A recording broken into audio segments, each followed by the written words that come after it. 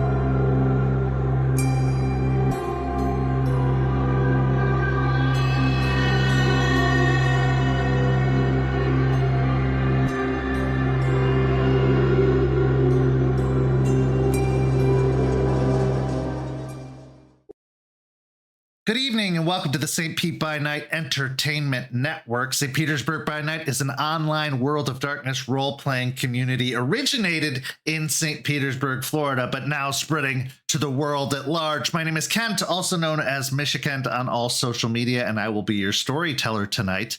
And it's Sunday night, and you know what that means. It's time for Red Tide Rising, our Vampire the Masquerade 5th edition chronicle set in the city of Tampa, Florida, as a part of the larger Tampaverse, where a coterie of young anarch kindred attempt to carve out a piece of the land for themselves, all in the service of their benefactor, Solomon Creed. But before we get to all of that, have you signed up for a Ko-fi membership yet? Because if you haven't, for as low as $5 a month, you can truly support this program, this community, this channel. We really, really appreciate your efforts. And you get all this back behind the scenes content and all these extras and early announcements and just so much to be had for as low as $5 a month. So follow that link down below and sign up to be a Ko-fi member. And while you're clicking on links, might as well go follow St. Pete by Night on all of that social media you see down below, because you can stay up to date on all things St. Pete by Night with your Ko-fi membership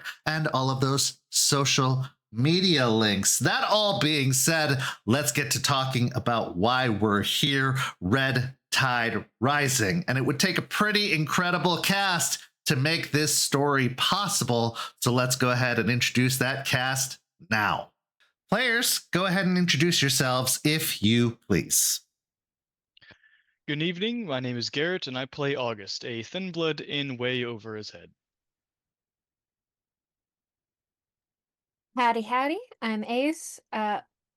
Snooping on my Spotify is like Russian roulette, and unfortunately Caramel Dancin' is the softest bullet I have, and I play Beau Walker, a Toreador. Hi, I'm Scott, and I play Jeremiah the Malkavian, who is doing HR management this week. And hello, I'm Freya, and I play Valentina, a ghoul who's a bit confused on what's going on right now. That introduction was incredible. I don't know what to say. There's so much that I have to unpack about all that, but I don't have the time to do that because I got to get our audience caught up as to where we're at now after last week's events. Last week, we saw the coterie, not in full because our dear Freya was feeling under the weather, but they're back today, and I'm so excited that they are back. But the coterie went and delivered the acquired vessels to Solomon, and it turns out that they had done a little bit of extra credit work, getting, I believe, the total of 15 vessels for the purposes when they were only needed to get 8. So it ended up working out in their favor and winning a little bit of favor from Solomon, where August also pushed to have perhaps a little bit of extra assistance in the process to get a little more shine from their benefactor. After that, Beau. Beau went to visit the Tzimisce elder known as Vesper to see if there was anything that they could do to get the blood bond broken. And it just so happens Vesper was feeling extremely magnanimous and was able to perform a certain process or ritual or very ancient technique known as the Vauldery with the assistance of 3 other robed and hidden individuals to help break Beau's blood bond. But it did come with, well, I guess more than one price, as now Beau is indebted to Vesper and will do whatever is required when it is called upon. Then we saw Jeremiah and August play a game of chess, but it wasn't just physical chess. There was a little bit of political, social chess going on as well, as they discussed the situation as it stands with the coterie, their ambitions for the future, and much more. If you haven't watched that episode, you should go back and watch it because it is a fascinating conversation. And then we saw Beau and Jeremiah head to the shooting range where they were shooting more than just their shot, if you know what I mean, at that particular conversation. But it was a opportunity for them to bond, to grow closer, and could help strengthen the overall core of the coterie. But it also has the potential for drama. So we will just have to see how that develops going forward. But let's start with our first scene of the evening, where Jeremiah catches up with Valentina and they discuss what's going on in this crazy world of darkness and where they are headed from here. It's after closing time at the Waiting Owl once again, where we find Valentina and Jeremiah staying a little bit after close to have a conversation. The customers have filed out. Ricky is off by the bar doing the last minute cleanup to get things ready for the following day and also to make sure everything is in its proper place. But the two of you are sat at one of the round circular wooden tables in the middle of the floor space, just in front of the stage, prepared to speak. Now, Jeremiah, you've been checking in with each of your coterie mates individually, getting a sense of where their head is at, how they're feeling about the current state of things, especially with the knowledge of Beau's blood bond issues and all of the risks that poses. But now it's time to check in with your ghoul companion.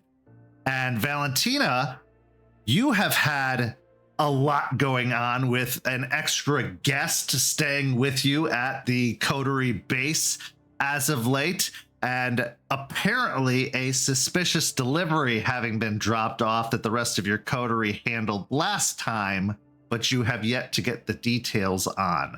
So with all that in mind, the scene is yours.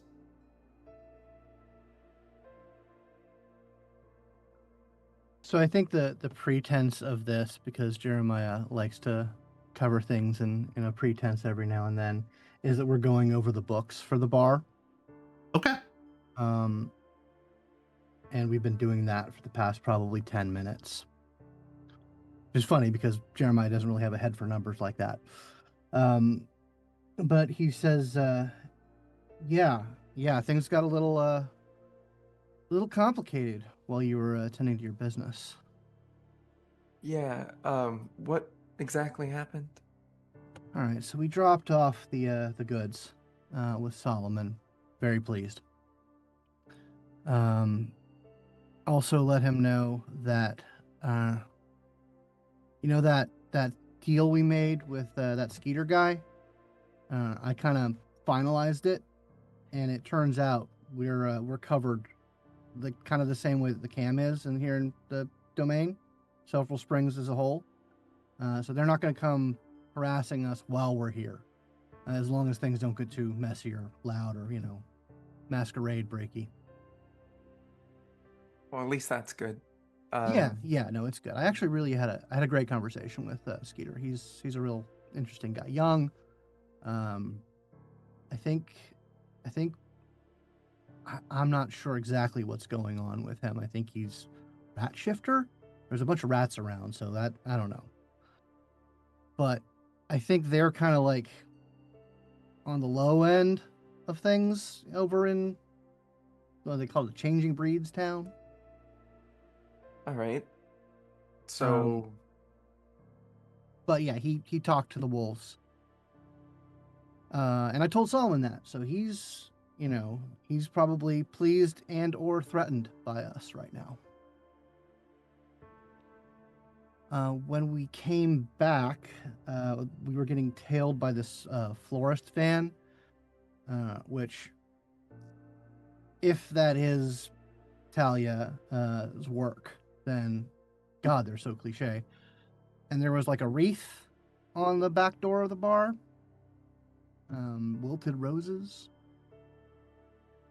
all right. Again, cliche. Just a bit. Yeah, exactly.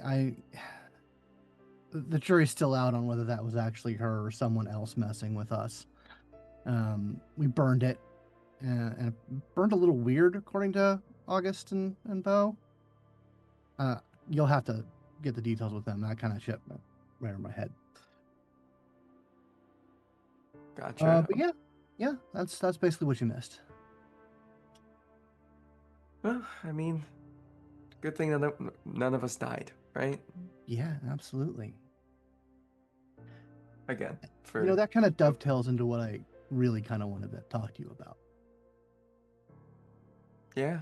So I know we've had this conversation before, but I just wanted to revisit it since stuff is getting a little crazy.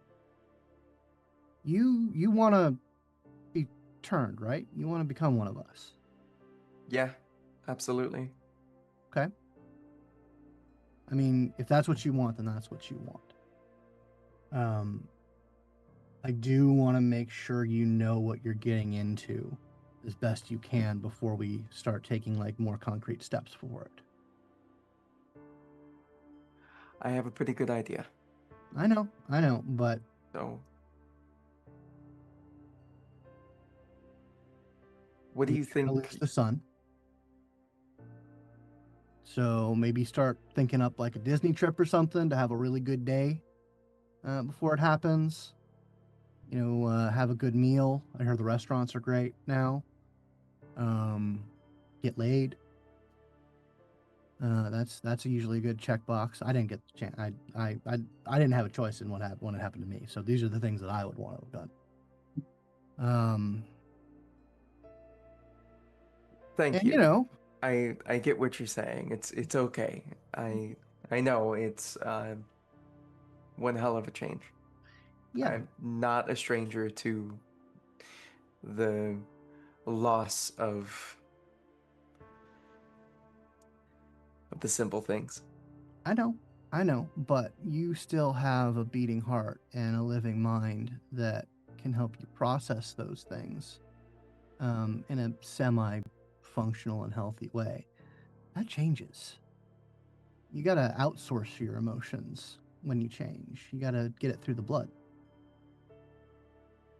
I'm just saying it's not all it's cracked up to be. Yeah, you technically live forever, and yeah, you've got all this power, but you lose a lot.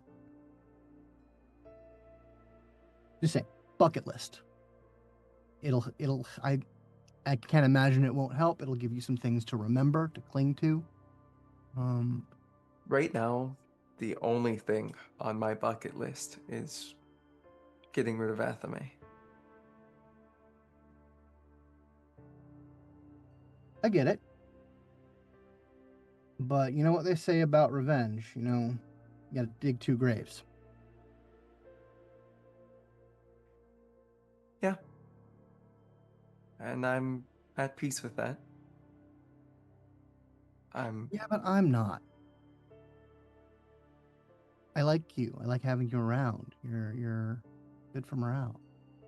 And if we're gonna do that, if we're gonna go forward on that plan, then I would like you to be still around at the end of it.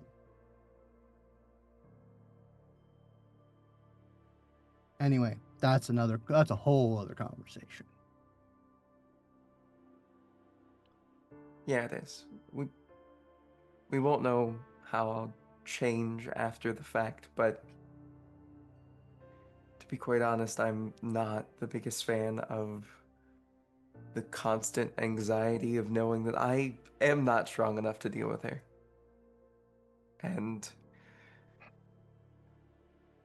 Well, getting turned is only going to help you so much with that. I mean, she's always going to be older than you.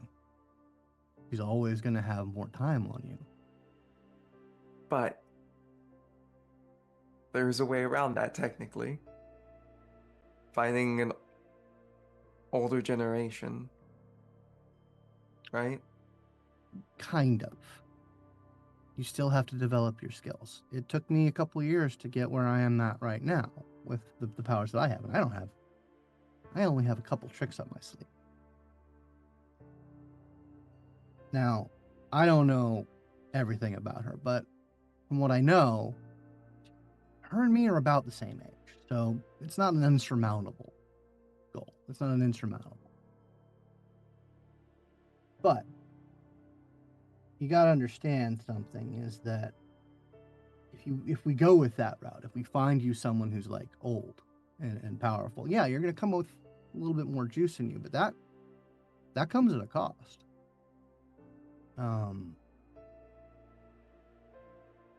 I know some of them. I mean, I know it takes a little bit more, maybe not a little bit more, maybe a good deal more to keep them fed. The hunger is worse for that potent blood. I hear that like some of them can't even, like if animal blood does it for them all, it does it for like this much. Bag blood, not really an option for some of them. Some of them, human only. And our tattoo artist friend, unless that's just a preference of his, gotta feed on us. And that's a pain in the ass. You have to get plucky young anarchs to do your DoorDash for you. I can't imagine that's cheap. Jeremiah, roll me an intelligence and occult, if you would. Oh, You've been around vampiric society for a while now, and you've encountered a variety of kindred of varying ages. 2 successes. I would say with 2 successes, you probably have a pretty solid idea of how blood potency works. Yeah. That the older you get, the stronger you get. It's not even a preference. There's a certain point where human blood just doesn't do anything for you anymore. It just wears off. You need something stronger. So for an older kindred, yeah, it's not even a preference. It's a need. Yeah. And so if you start up there, that means eventually, sooner than it will for me. I don't know if I'll ever get to that point. I'm 12th, by the way, if you're curious. I'm of the 12th generation. So I don't think I'll ever get to that point. But so it's going to be harder. If you got to do more, if you've got to take more, it's going to increase the risk that you're going to kill somebody. And if that weren't bad, stronger your blood, the stronger that the curse that comes with it will affect you. I just want to make sure you know what you're getting into. And I sure as shit don't want you to go to Vesper. I'm not gonna lie, actually getting to talk to that man was terrifying. Yeah, elders don't. Like, if we need to find you an Ancilla, I know some older anarchs. I might be able to get someone if that's something you're really all about. But once again, there's drawbacks. There's give and take. Well, I get what you're saying, and I know that it is a lot of losing for what you think is not a lot of gain. I'm not discounting the game. I'm trying to give you an accurate picture. I hear you, and I appreciate you and your concern. And I would like your help on finding somebody that is older, maybe a little less unhinged than Vesper. I was that word unhinged. I was thinking you might have been talking about me. You unhinged? Never. Goodness. Regardless, I wouldn't put the curse of Malkav on you. That's not that. Let's take that off the table. It's a bad. I manage it as best I can, but I have bad nights. Right. Jeremiah, oh, go ahead. I can start looking at that. I gotta be honest with you. This thing with Beau comes first, though. That's a big problem. It is. And yet again, possibly helping me get to that position might make it a lot easier to get rid of, you know. Maybe we can two birds, one stone. Maybe one of my friends, when they come in, we might be able to talk to one of them. I don't exactly know if any of them meet your criteria. Another thing to think of is, like I said, that curse. There are some amongst us, full kindred, not the thin-blooded ones, who have a different kind of curse. The Katif. They don't necessarily have a double whammy of, the undead and then some ancient monsters' predilections breathing down their neck. There's a social problem with that. A lot of people look down on them. Not as much as the Thin Bloods, but a lot of people do. Less so in the Anarchs. We tend to not give a shit about that. Cam certainly does. Older vampires certainly do. But you don't have that double whammy to deal with. Sounds like an interesting idea. I'm pretty sure that if a Katif makes someone, they're a Katif. Pretty sure that's how that works. Gotcha. Do you have any thoughts about what clan, if you don't want to go Katif route? Honestly, I have a little bit of experience with some of the stuff Lasombra can do.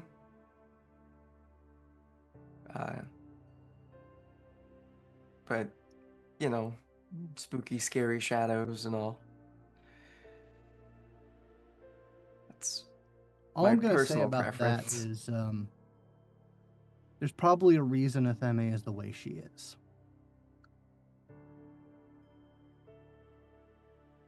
I don't know if having raw darkness running through your veins is that reason, but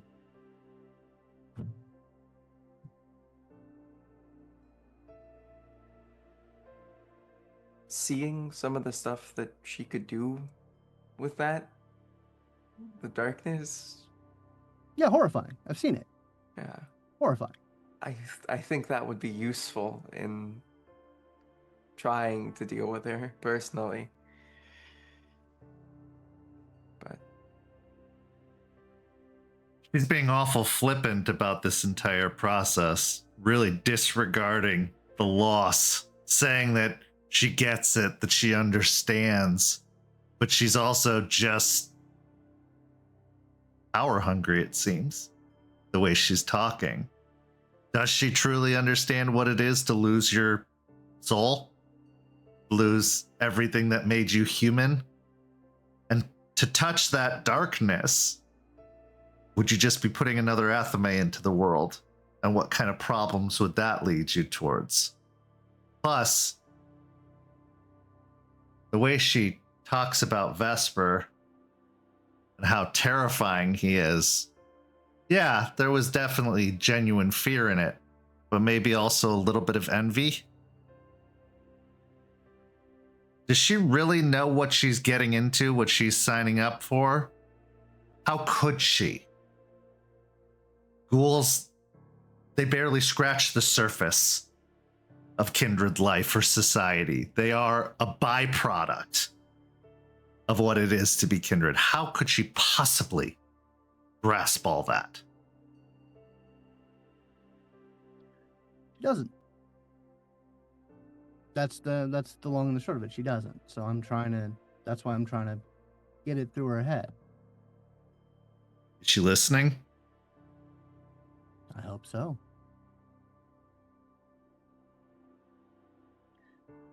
I'm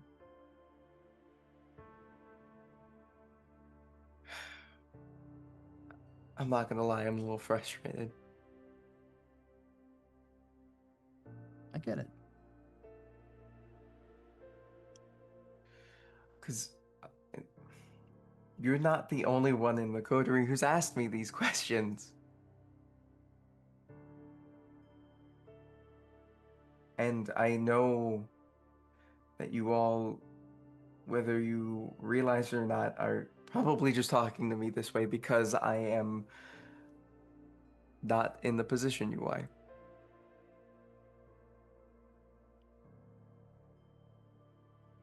Yeah.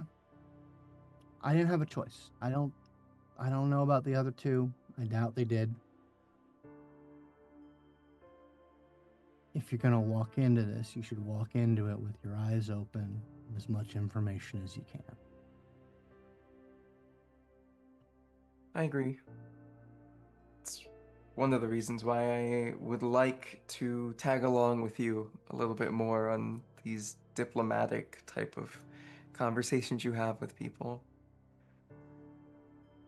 Yeah, I've been working on a couple of that. There's this Toreador Ventru, both barons in their own rights, to whatever degree that stands. And then there's an independent over in St. Pete, my clan.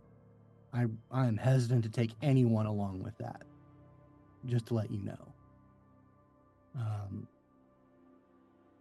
My clan is eccentric and erratic. But yeah, we can have you come along, get your feet a little bit more wet. Good.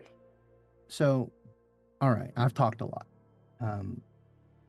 Do you have any questions? Anything that doesn't make sense? Something that you've been trying to put your head together on about all this? Honestly, when it comes down to the kindred business stuff, it's not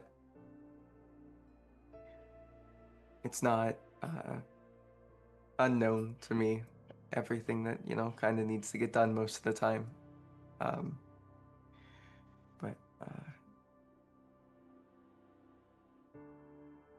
I don't know. This is starting to feel more frustrating. Of course it's frustrating. You have a bunch of clucking mother hens constantly telling you what you should do, what you should think, what you should feel, all the things you need to check off or all the things you need to do. This isn't your first rodeo. You've been exposed to this life for a while now, and it's been just within your grasp constantly. It almost feels like they're toying with you, like holding what you want in front of you and then jerking it away with each one of these conversations, deciding for you whether you're ready, whether you're in your right mind, whether you're intelligent enough or emotionally stable enough or ready. You're ready. You've been ready. Athame teased you with the idea of the embrace. That's why you hate her, among many other reasons. It's funny, they try to say the difference of the Anarchs from the Kindred in the Camarilla, that you are more free and have more respect in this situation. Is that just a mask of its own? Because any one of them could have embraced you this entire time, but they're still keeping you on the hook, just like the others. So yeah, it's frustrating. That's a word for it. And it's probably the best word you can think of at the moment. Maddening could be another.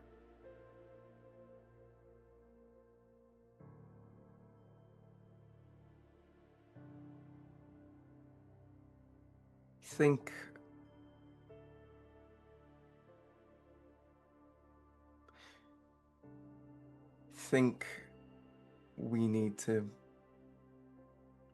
focus on fixing what we have currently. I hate to say it, but it's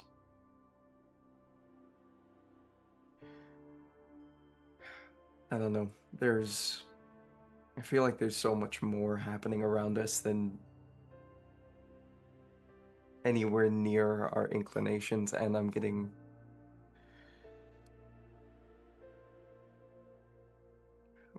hate to say it, I feel like I'm getting paranoid. Look, just because you're paranoid doesn't mean they're not after you. I think that's actually a pretty healthy perspective.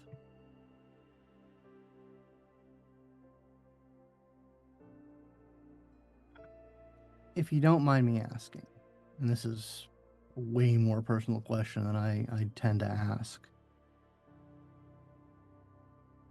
how long has it been since you got into this life? How old are you actually? Since the blood keeps you pretty preserved. I'm 35. It's been about 10 years. Okay. 42.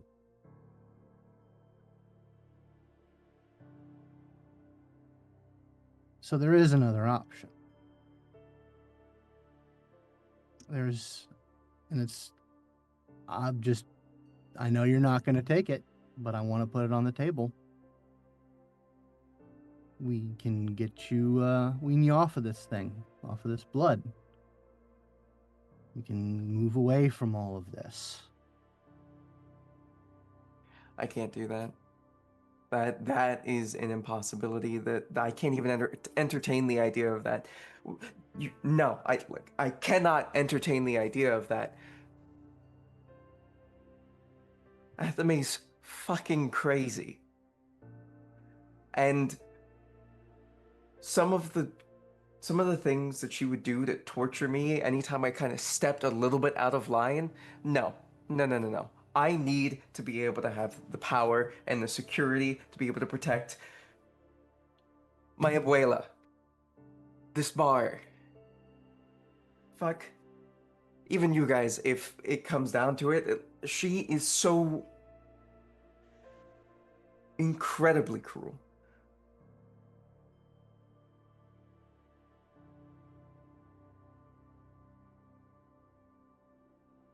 Is that rationale talking, or is that the addiction?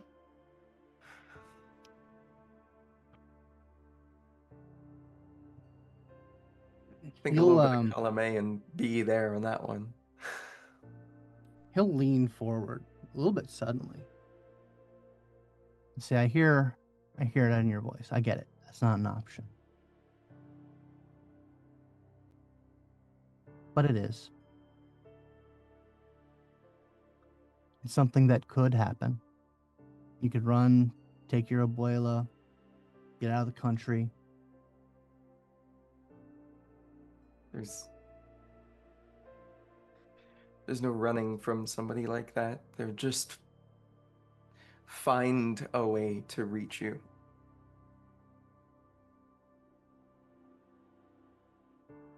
Jeremiah, you know, stepping into this life doesn't provide more security or safety.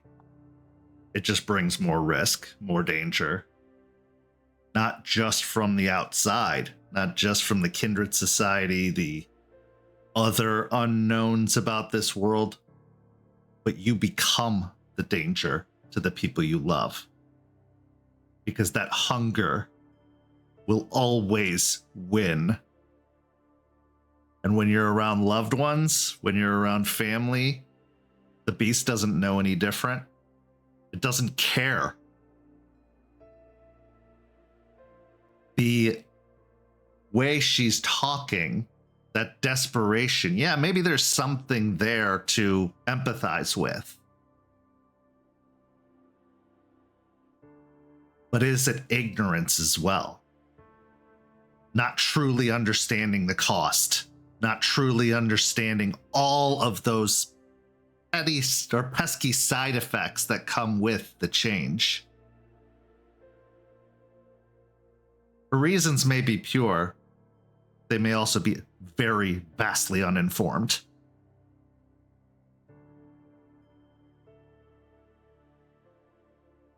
Val, I'm going to put this on the table once. You want it? I'll give it to you right now.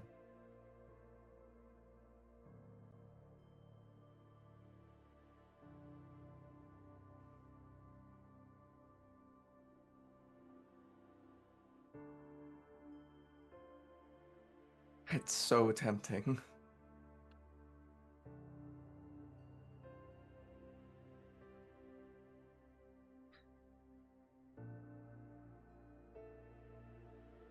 You'd be 13th generation. I don't think you'd be in any danger of being a thin blood at that point. I know plenty of 13th generation kindred. You'd have the curse of the moon on you, and that'll twist your head around. Probably get up to about me, Nathame's level. Not too terribly long. Like I said, I hear it in your voice. I hear how desperately you want it. And I understand how leaving this all behind is something you can't think about.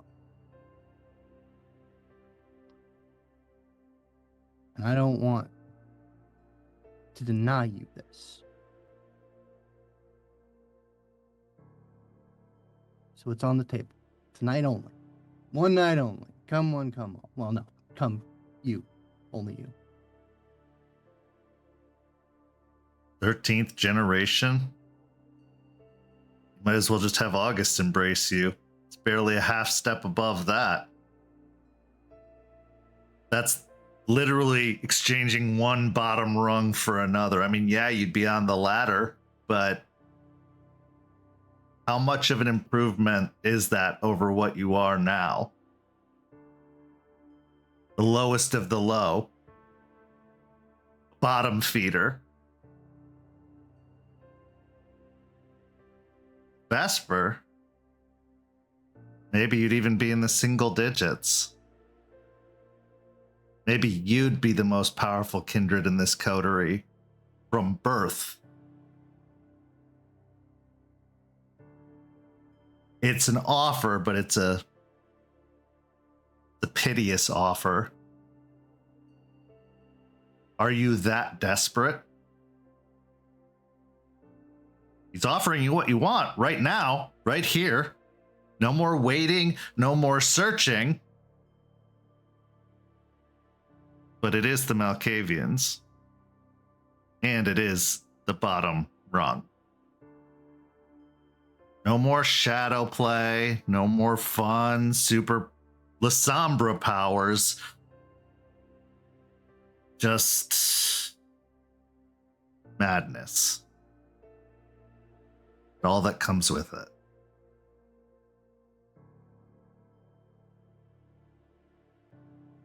Choice No. is yours, but is it the right one? No. Not because I don't want it to be a friend. I know I'd be safer, but it feels almost out of pity. And yes, I know you could hear it in my voice, and I do want to become Kindred, but no. This is pity. You're offering me this out of pity, and come on.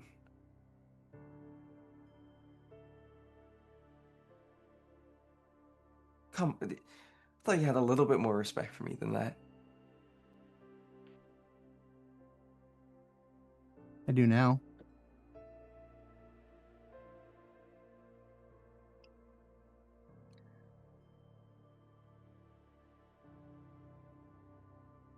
Like I said, I'm going to help you do this. I'm going to help you get what you want here.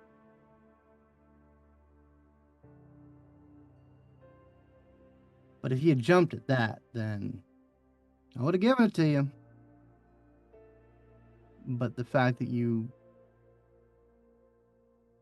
had the restraint.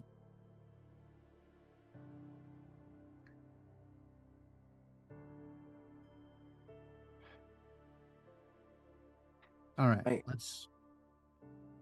let's table it. Yeah. Okay. Yeah. I'm gonna, like I say, when my buddies get in town, I'll ask them, see what they have to say, see if they have any ideas, if any of them are up for it.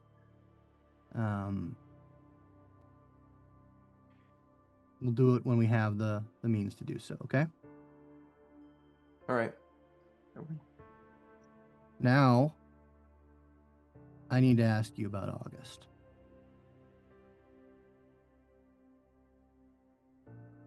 What about August? I know that he made a deal with Vesper. He told me as such. And I'm pretty sure you were there when he did it, based off some comments he made last time we were all together. Yeah, and? You know how August is. He's not exactly the straightest of shooter. He thinks he has it handled, whatever it is. I think that's a load of shit. Handled? Yeah. Oh Yeah. goodness. So, look, I know I'm asking you to snitch. And, I'm not gonna do that.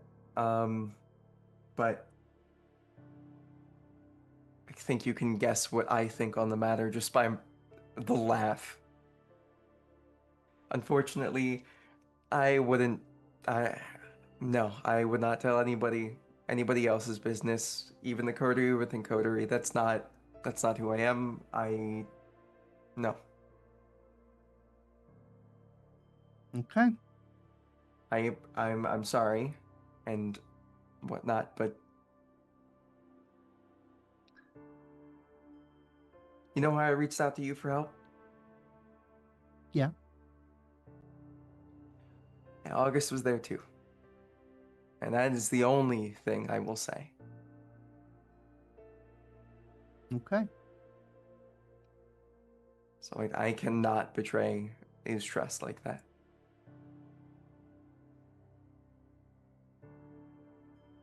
Be a lot cooler if you did. I'm joking for the most part, but I am worried about it. I'm worried That's- about whatever the hell. I worry that that thing's going to get its claws into everything it touches, including all of our business. Elders are terrifying. Yep. It's like, somebody give me the number of the beckoning so I can tell them that it missed one.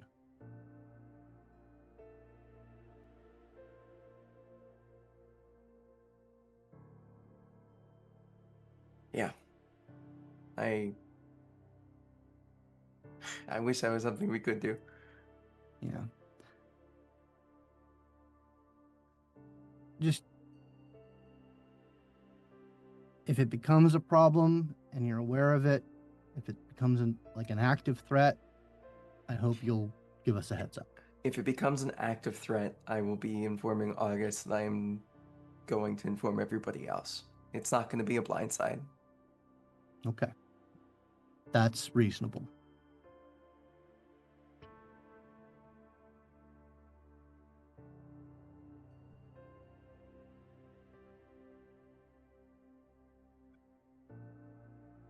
All right. Well, I think I'll finish the books up tomorrow. All right. Good.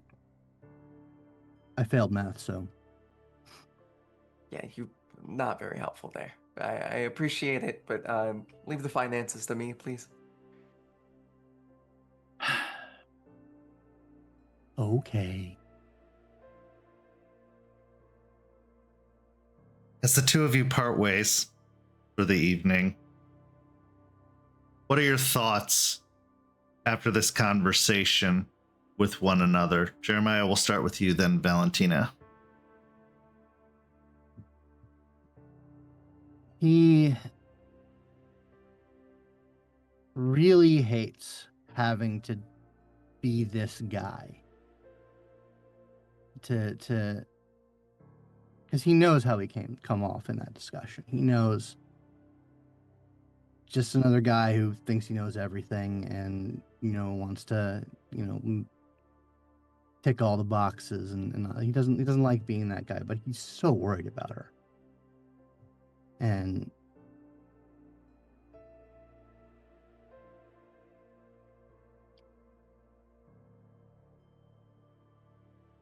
he wants to make this as an easy transition as it can be. But that is a fantasy. It's the biggest lie ever told, that this can be anything like easy. It's going to be a shit show, no matter how you slice it. And he's going to lose his friend. He's going to gain another leech, another vampire.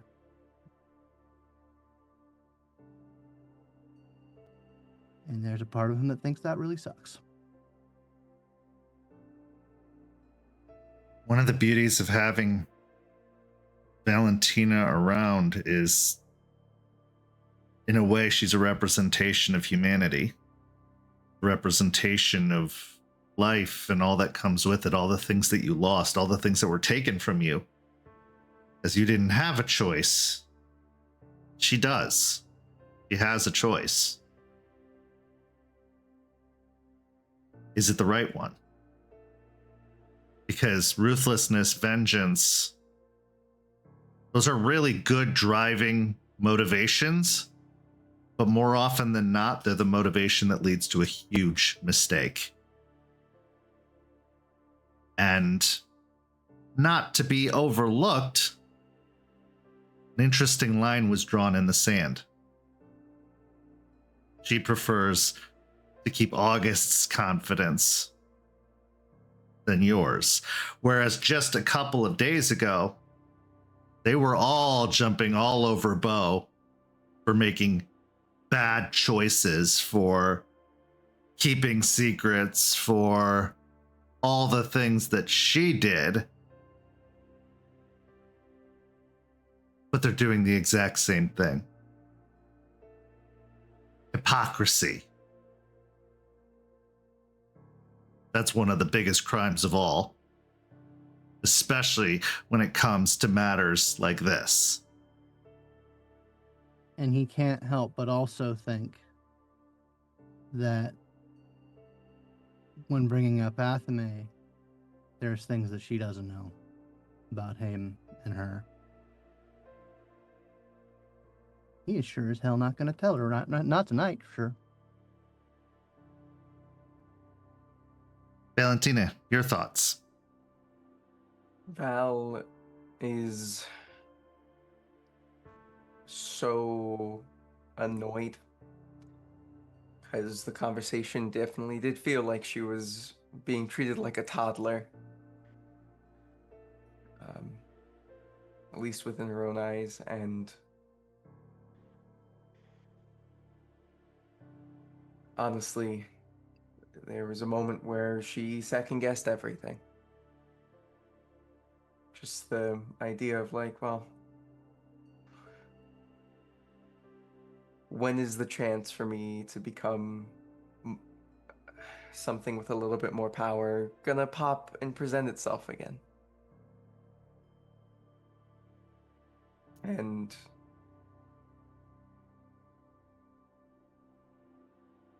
then everything else kind of came flooding in with like, no, not somebody that I have a strong connection with. I don't want them to be somebody that can hold stuff over me.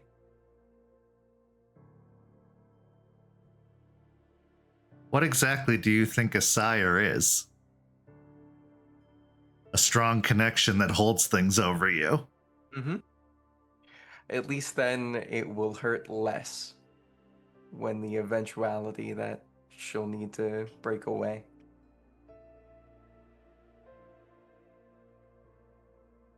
Why did you keep August's secret? Though Valentina sees August as kind of an asshole,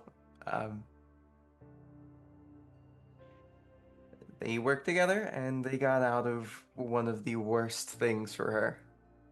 So you feel indebted? Yeah. Maybe like he's holding something over you?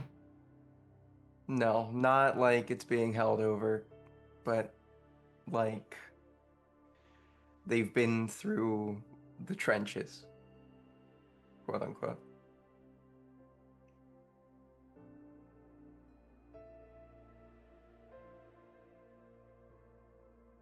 We now transition to our next scene. To survive as a thin blood, to be made into a thin blood, is one of the most disadvantageous positions you can be in. The cards are stacked against you. Not as powerful, not as influential. You have a lot more weaknesses. You're far more fragile. But you're the right kind of person. You have the wits and the intelligence. Those weaknesses can be turned into advantages. Because when you're so low down the ladder, those higher up are more likely to overlook you, to underestimate.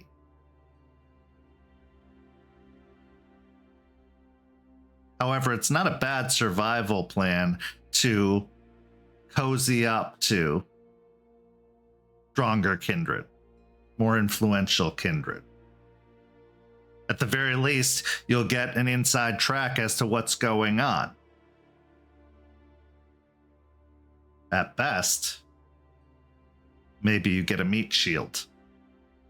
Someone to take a lot of the heat off of you, to provide you with opportunities you wouldn't have on your own.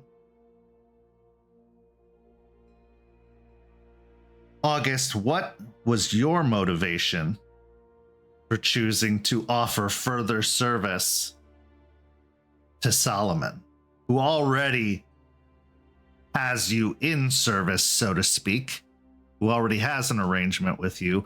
Why would you further solidify that connection?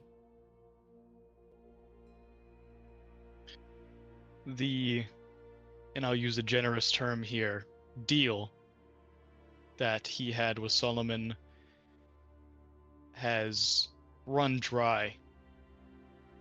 And from August's perspective, it's been broken. His deal was secrecy, and Solomon broke that. Now, it was to his own coterie mate, but something needs to happen. And he's decided for himself that we best reestablish something new. A relationship where he is once again useful. So as you arrive at the meeting place that Solomon has given you, it's a plasma donation center. A place that is a great asset to have within your domain, within your territory, and Solomon has one. Being in the blood trade, you got to know exactly what you're dealing with, because a lot can be transmitted through blood. Now, most of it can be shrugged off by most kindred, but there are some things, a few things, that if passed along could be very, very problematic. Because while the kindred may not feel the effects of whatever it is they ingest necessarily, their future prey might. And before you know it, you have an outbreak within your domain. Before you know it, the cattle are becoming fewer and fewer. That's negligence. That's recklessness. And Solomon is anything but reckless.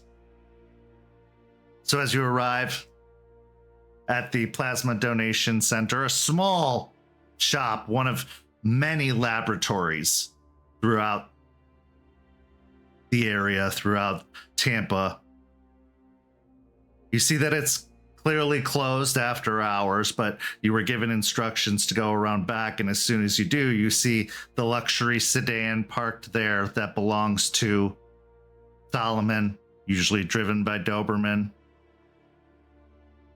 You see that there's a light over the back door, which is next to a delivery bay. As you walk up and try the handle on the door, it's unlocked. It's open. It's waiting for you. And as you enter into the facility, you see Solomon, Doberman,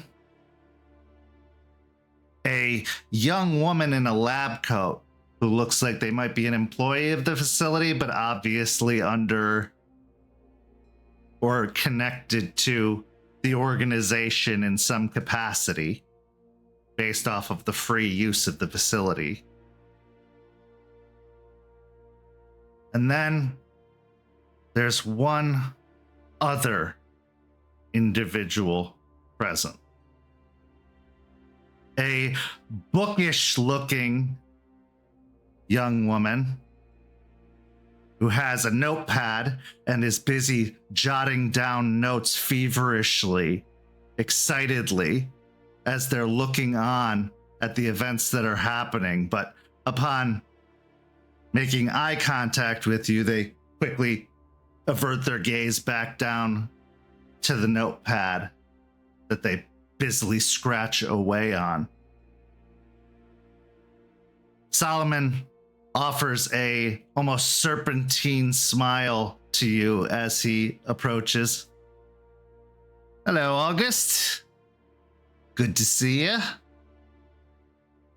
You ready to do some hard work to really flex those muscles of yours? Good evening to you as well. And of course, always. Good, good. Well, we have the laboratory here at our disposal. I've taken a few samples from our stock, and I just want to make sure everything's on the up and up. So feel free to grab a microscope, a computer, and get to work. Let me know what you find if anything interesting pops up. Seems there's a few others here that I haven't met before. Would Yes. you mind? Well, I suppose it's only proper, only polite. First, let me introduce you to Rachel. She works here at the facility, a sweet young thing.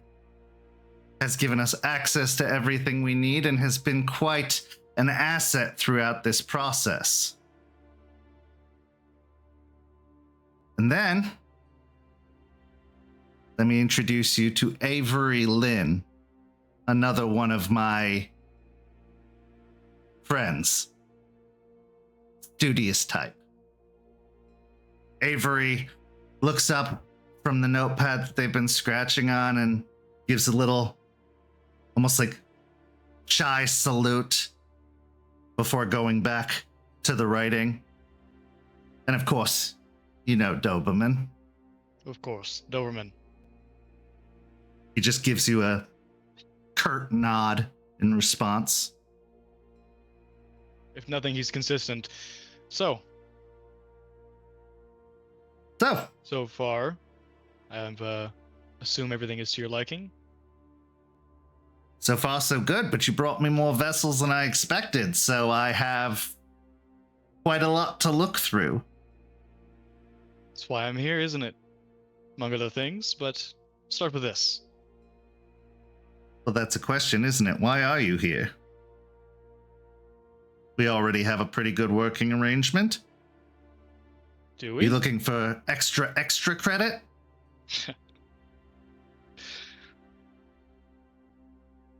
I don't know, do we? Well, and he'll place his sort of laptop container. It's old leather, looks to be refurbished, maybe in the process of doing so, and he'll begin unpacking some things, some gloves, other implements, next to, as he stated, some sort of computer interface and tools for analysis. And he'll say, well, and please correct me at any point if I misspeak, but we did have an arrangement. Got into a bit of a bind, you helped me out of it, and enough that is not a secret of any kind. You do it all the time for individuals you deem worthy enough to receive your help, but part of that, and he'll look to the people in the room, was just an inkling of secrecy, was it not?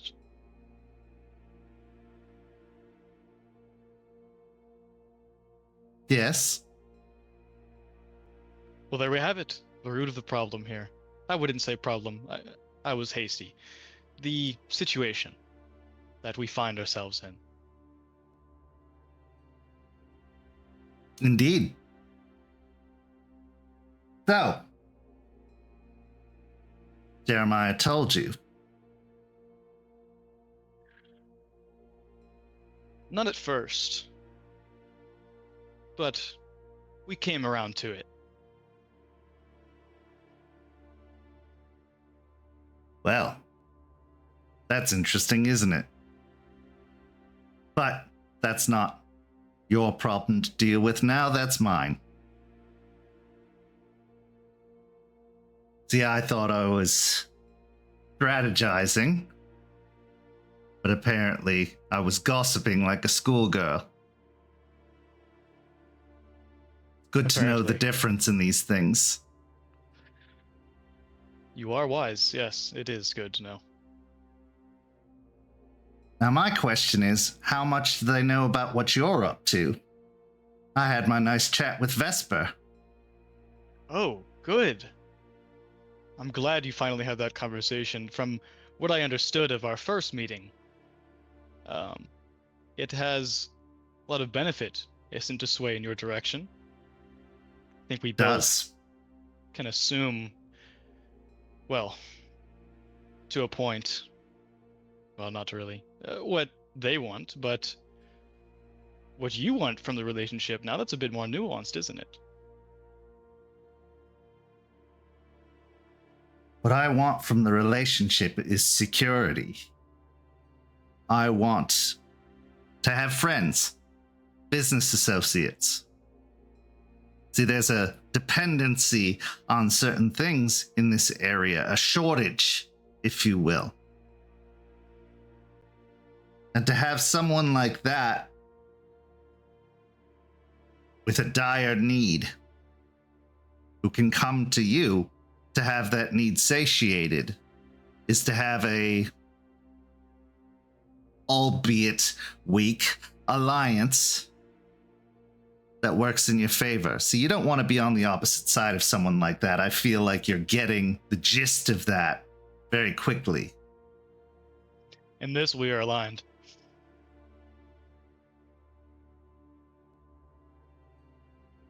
True. But I offer him a product, not my soul. I believe we're speaking of the same product.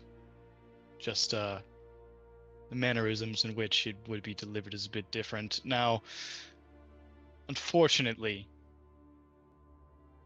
and I say this with all due respect, it isn't really your business.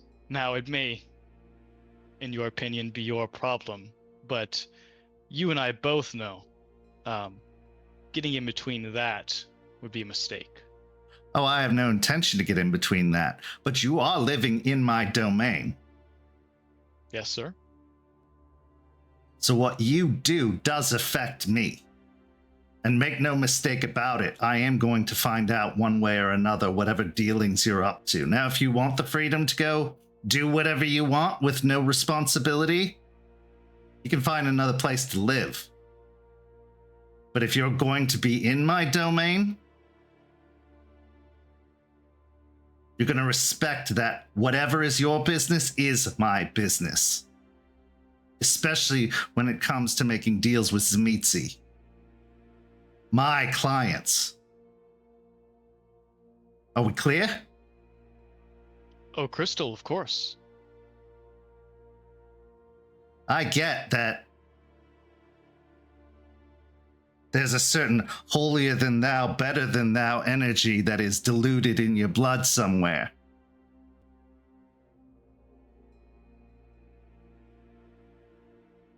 But you're not better than me, August. If I thought I was better than you, I wouldn't be here assisting you, if we'll put it that way. If I thought I was better than you, I wouldn't be here having this conversation. No, you wouldn't. Very well. If we need to renegotiate the terms of our agreement, let's do so. You're right. I shouldn't have told him. I thought, based off of the things that he was saying, the ways he was going to better the movement, that he needed all of the information, but perhaps a little bit more discretion is better off. So, my first question would be, do you even wish to stay in my employ? You don't have anything holding over you now. You can go if you wish. I don't think that's best for either of us. Be honest, I'd be fine either way. I don't doubt it. So what is it that you want?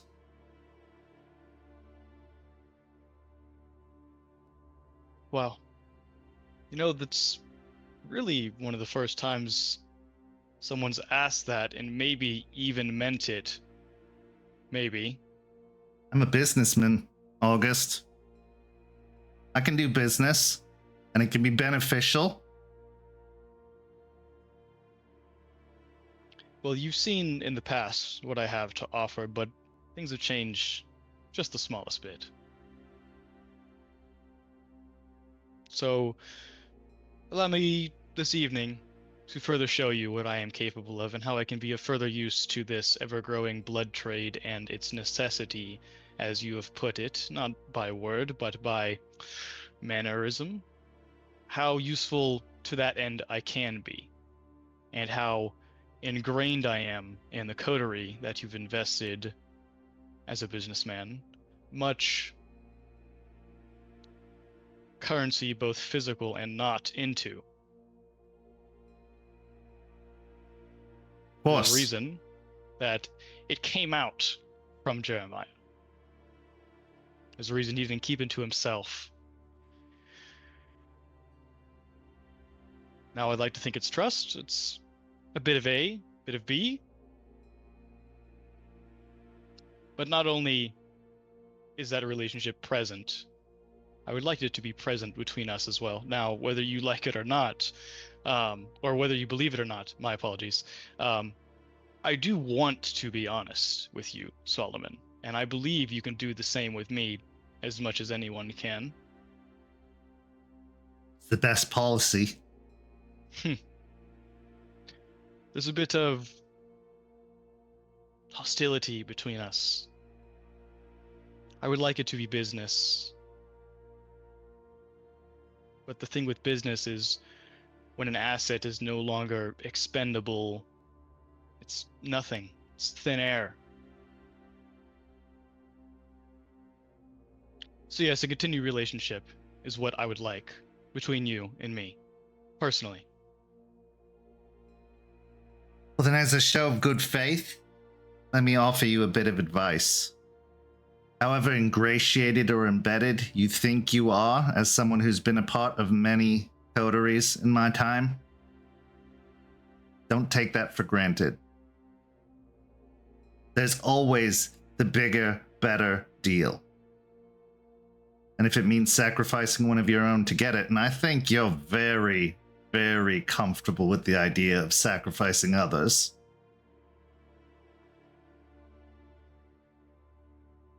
they'll do it, even if it's under duress. Loyalty is a currency here. And if that currency is more valuable in someone else's hands, they'd be a fool not to take it. But your loyalty does have value to me.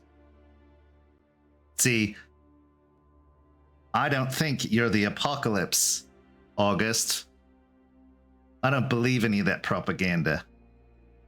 I think you're evolution. The next phase of Kindred. And I want to stay ahead of the curve. I'm a modern Kindred. I accept change.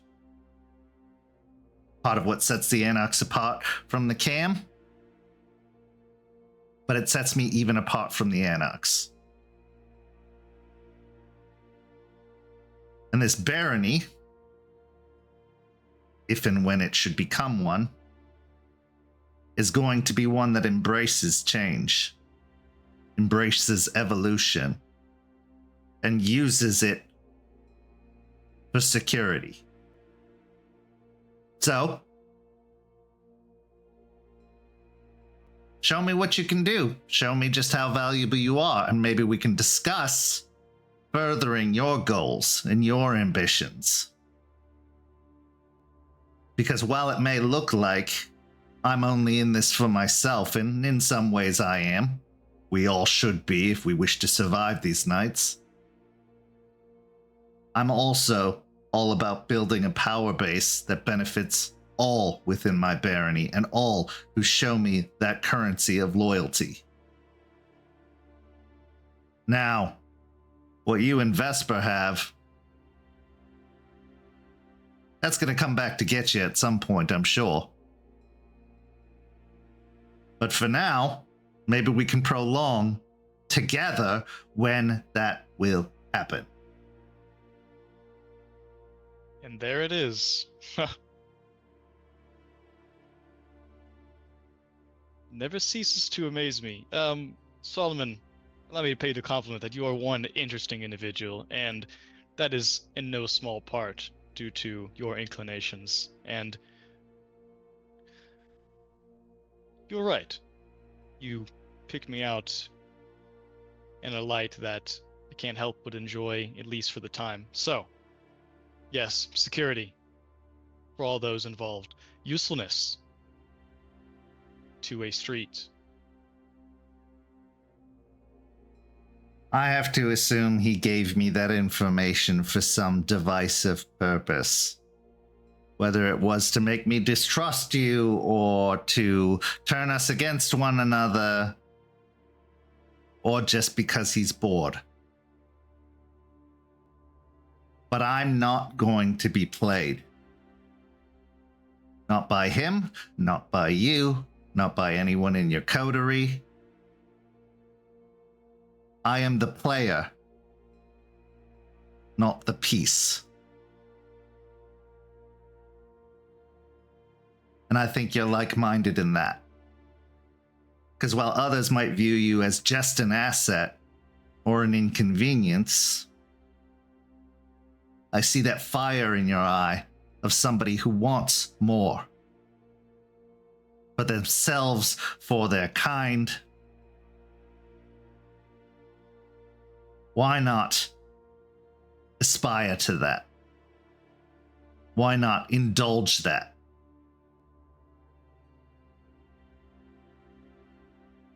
That's my philosophy, at least. So, you have what you need. If there's anything else you need, feel free to ask the assistants here. They can bring you more samples or chemicals. I want this to work for both of us. You get me? Yes, sir. And he'll take a few steps forward and he'll offer his hand. Solomon offers out his hand in return and gives you a firm handshake and a smile. Good. And like I said, let them know what you need. It'll be provided. And I think this can be a very good business relationship. Couldn't agree more. Speaking of business relationship,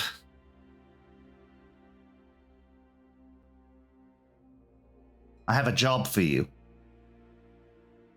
You and the ghoul. Consider it a further test of loyalty. More for her than you. We have a new client. One who needs a very, very important delivery. Not like the last one, so don't worry. You're not going to want a piece of this. They have very particular tastes. And he walks over to a cabinet that has a heavy metal door. And as he pulls open the cabinet, a burst of cold air almost hisses out. And then he grabs onto a handle and pulls out a long tray. And on the tray, or the slab rather, lies the dead body of a 30s-something man with a shaggy blonde hair. You recognize them as one of the prisoners from the bus. But here they lie dead on the slab. We're going to have this all boxed up for you. And you're going to take it to the Hikata. Another beneficial business relationship in the area, one that I'm hoping to foster.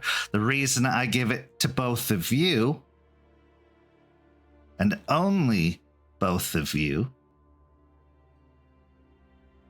Well, partially, as now I have concerns about Jeremiah that you've informed me of. And Beau's been busy, To say the least. to say the least. I need people I can truly trust. And based off of what you've been willing to discuss with me, I think you could be it. And the ghoul? Well, consider her security for your purposes for this mission. And also, I want to see just how ambitious she truly is. Let me, in the sake of free information, tell you something that you probably already knew. Their motivation is singular, but not uncomplicated.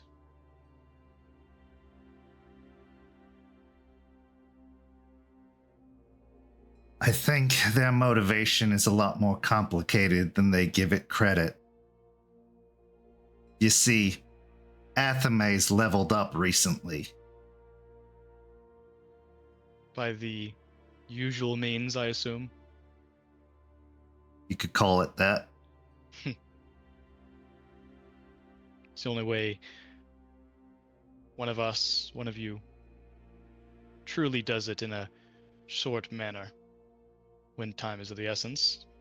Let's not be crude, August. One of us.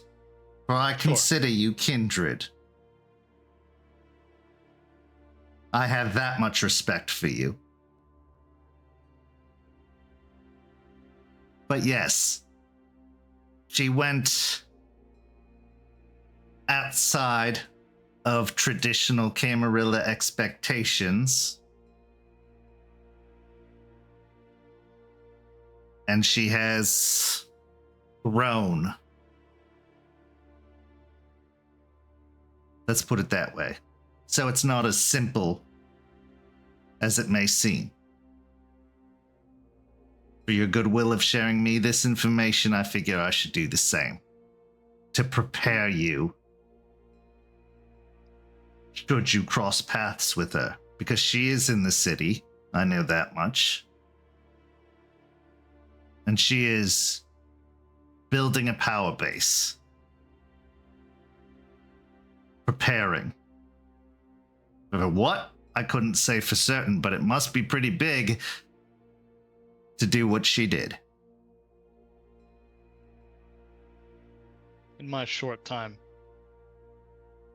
in the pristine hallways, I learned very few things. But the things I did learn have stuck with me. And did this certain La Sombra come in through the proper channels? Or was this something internal?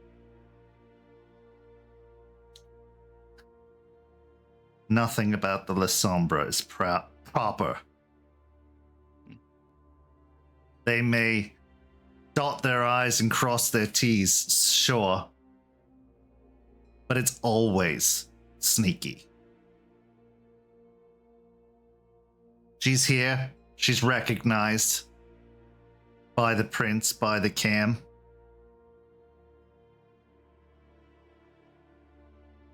But make no mistake, what it is she's doing is anything but proper. I'm certain of that. Maybe it's my paranoia speaking.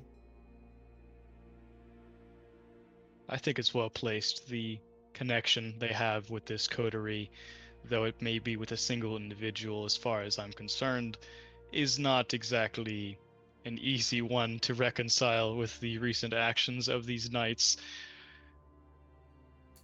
Paranoia is useful.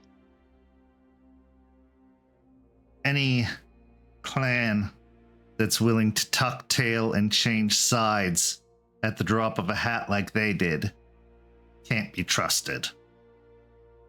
And the cam are foolish for trying.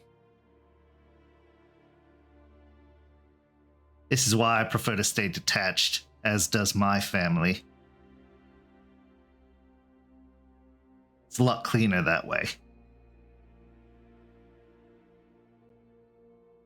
Very good. Well, get to work, and when you're done, you do well enough on this and the task I've given you, I may have a surprise for you.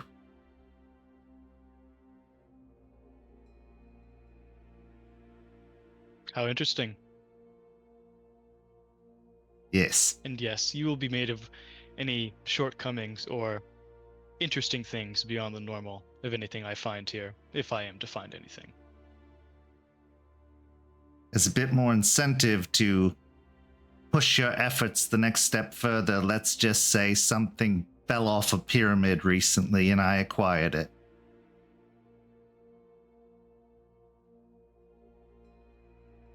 Little falls off that old thing, but the cracks have begun to show in recent nights. Wouldn't you agree? A lot more has fallen off since Vienna.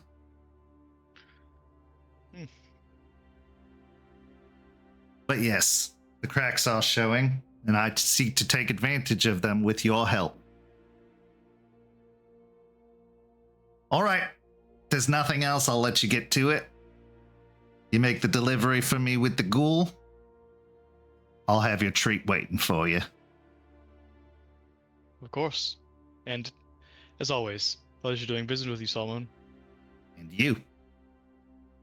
With that, he gives you a nod of his head and a smile before he starts heading towards the door that you had entered through. Doberman giving another curt nod before falling in step with them, leaving just you, Avery, and the lab assistant. Avery mutters to themselves, "Always the darkness, always the shadow," as they continue to scratch on the pad. Anything interesting over there? Huh? Oh, they hold up the notepad and you see what they've drawn is a hangman stick figure, but upside down.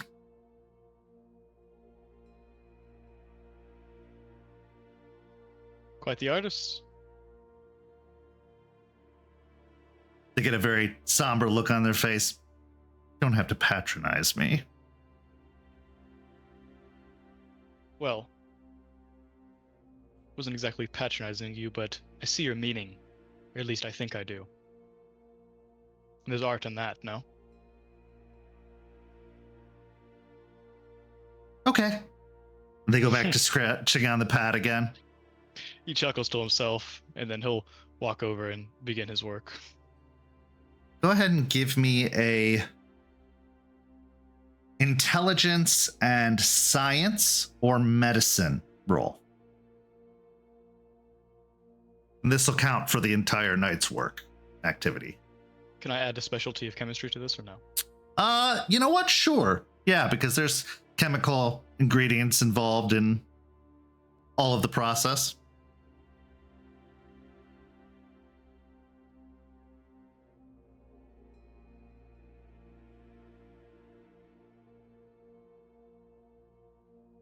That is 4.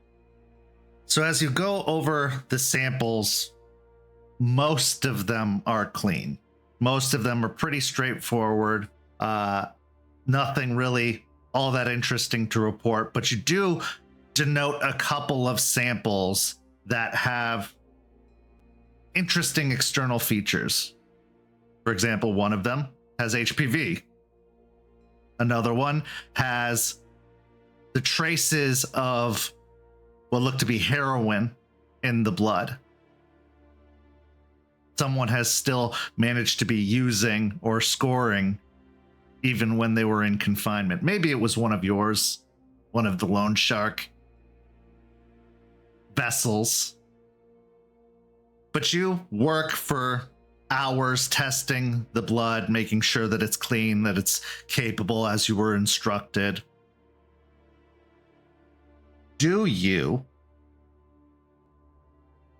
use any of your other abilities during this process? He will, for his own information, use Bloodhound. Not so Okay. much the other direction, but he will also use, if there is enough, Bloodwalk to ensure that none of these individuals had bonds of any kind, and that might still have bonds of any kind. Okay. Well, let's have you make the roll for Bloodwalk.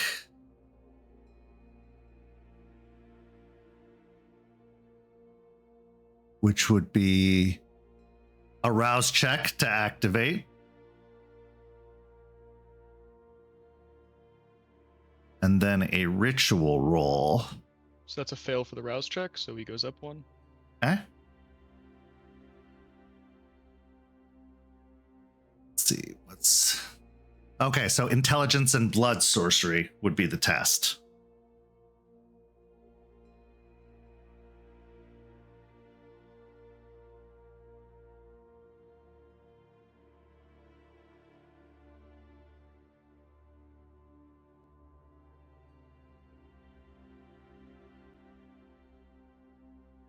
That's 2 successes. No critical. No. Okay, so there are no kindred amidst this batch of blood, which is good, probably for the best. And you don't detect any signs of blood bonds amidst them. As far as the resonance, it's a variety. You get some melancholy, you get a lot of choleric blood, and maybe a little bit of sanguine. He'll mark down what he can that he knows is concrete. He won't make any assumptions.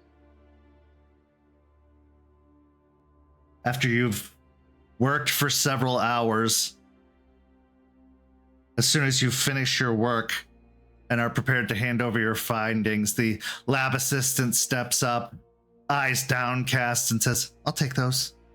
I'll let Solomon know that the work's done." Sure. Make a copy for me, would you? Certainly.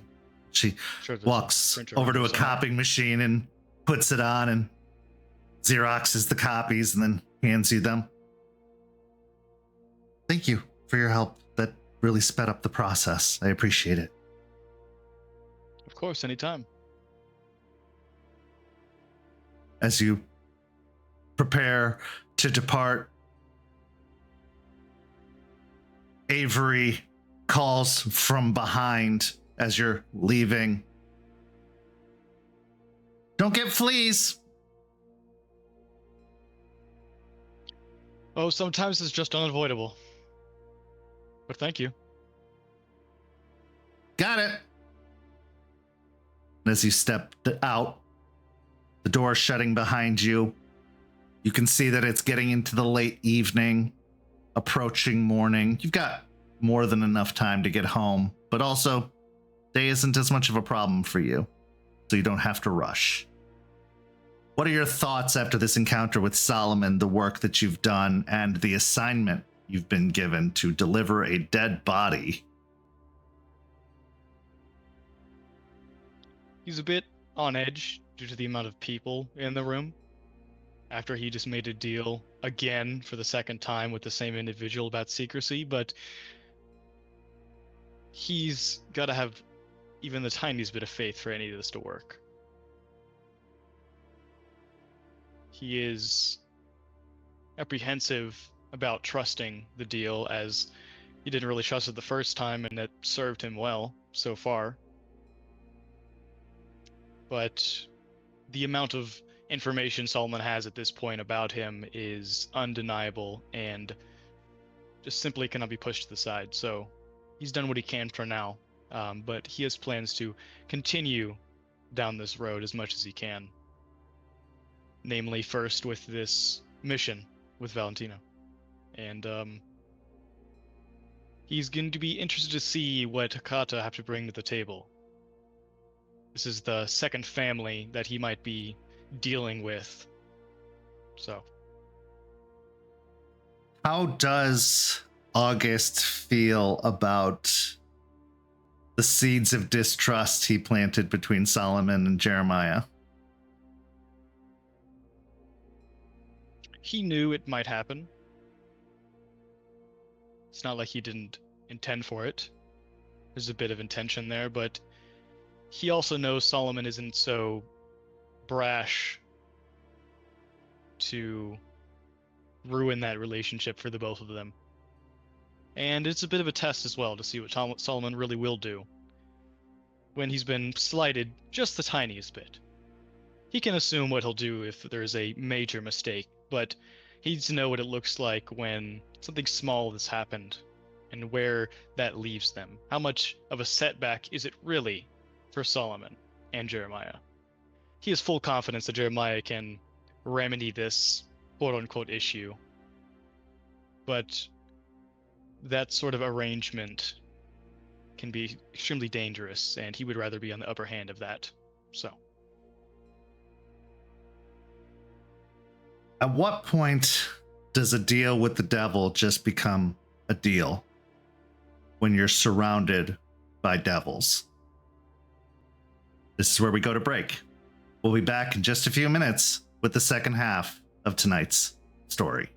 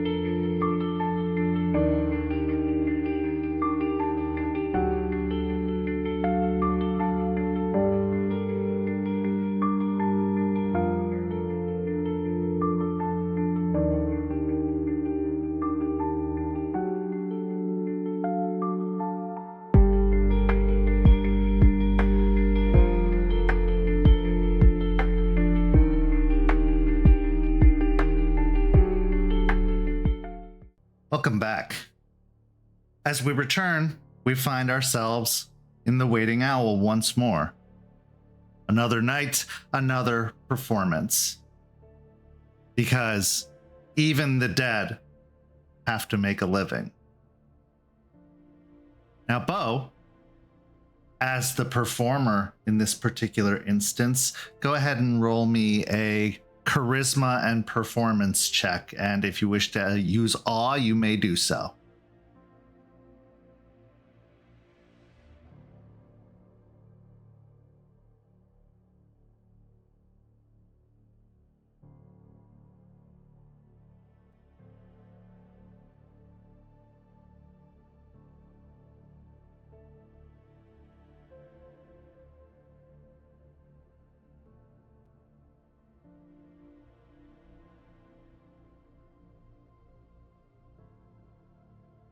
Three successes and hunger increased. Okay. So as you feel the beast once more clawing at your throat, the endless pit in your stomach, like standing at the lip of an abyss. You look out the crowd of adoring fans, which has grown since the last of your performances. More and more people showing up. All you see is a cattle drive in front of you in this moment. All of them just filled to the brim with that delicious blood. Any one of them would be suitable in a pinch, but some are definitely more appealing than others. And as your eyes are carving across this stockyard,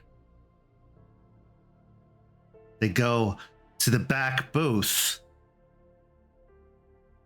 where you see Solomon Creed, your benefactor, sat at the table. Doberman is also sat at the table, but is facing away from the stage, primarily focused on the door beyond Solomon. As the last notes of your song strum out, what are you performing as your last piece? Too Sweet by Hosier. As those final notes ring out, there are whoops and hollers from the crowd. Solomon just claps softly as his eyes are transfixed on you and the stage. Eventually, you come off your pedestal, your special, most comfortable place, and you're greeted by the adoring fans, some asking for autographs, some pushing for you to start selling music or putting it on Spotify. But eventually it's last call, because that's when you perform, just before last call, when they are at their most adoring and vulnerable. And as the crowds are ushered out by Ricky, eventually the establishment falls quiet. It's just you, Solomon, and Doberman left in the main dining area. Solomon raises up a couple of fingers and gestures for you to come over, and Doberman immediately gets out of the booth seat across from him and moves to stand behind him on the opposite side of the booth. In front of Solomon, he's got a whiskey glass that is still filled with 2 fingers of whiskey.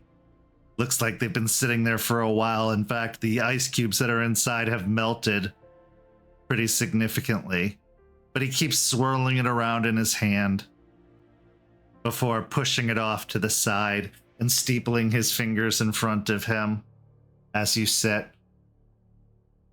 Hello, love. Good to see you. It's good to see you as well. Sorry I'm not a bit more dressed up like I normally am. I would have if I'd known you were coming. I find it's best to just drop in, and I had a moment, and I didn't want to miss the opportunity to see a performance. I don't get to hear you practicing around the homestead as much as I used to, so why not? And besides, you're looking comfortable.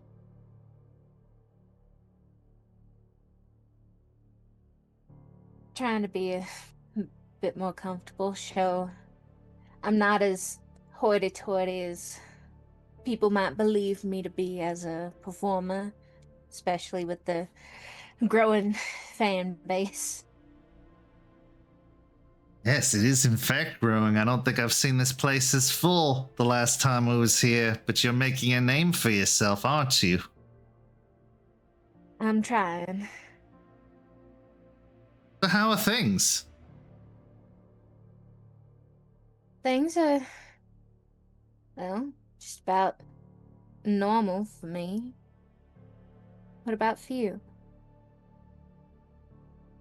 Well, you know, the wheels of time are always turning, and business is growing. Well, I figured I'd stop by and see a performance before I become too busy to do so. You look unburdened.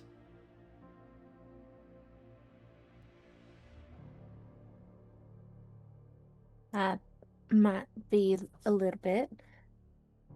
Feeling lighter? You could say that. That's good. Does that mean you'll be coming home then?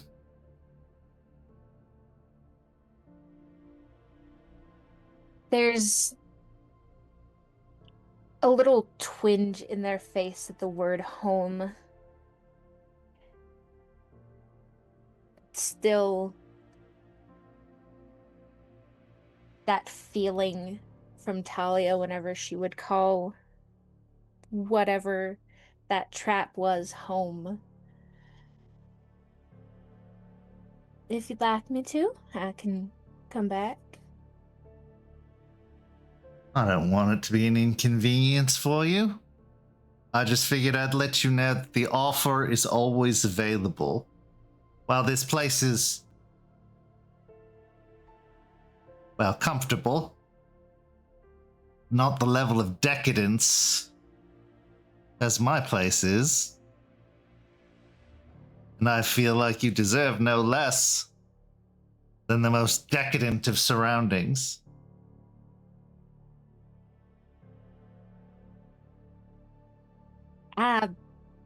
I was never really fully used to decadence. You're a rising star, though, Gene Walker. Your name's gonna be heralded in the streets soon enough. You're gonna have to get used to a certain level of excess. That's a future problem, and that's something I can deal with in the future. But for now, this is as close to my family as I can be right now. Why is it a problem?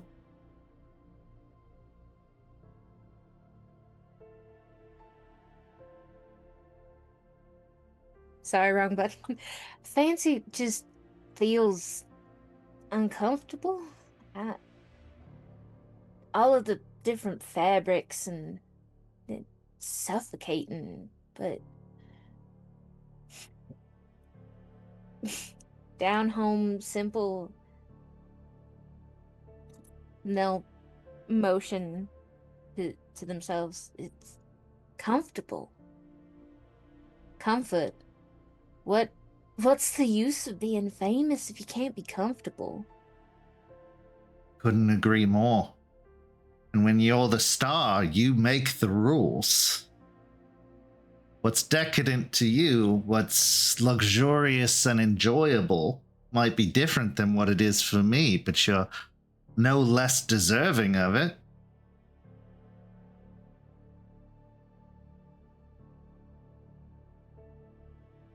What do you want? What is it you truly desire? In this moment, or like further down the road? Why not both? Right now, I'd give just about anything to get to see my family again, live one day as if it were normal with them. Down the road, Is that right? I'd like.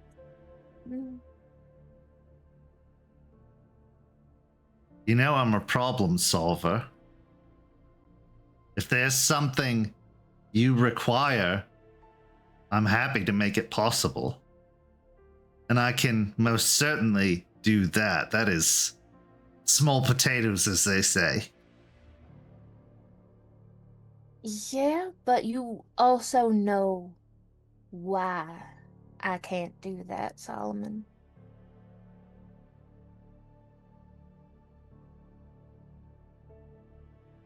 Can't or won't?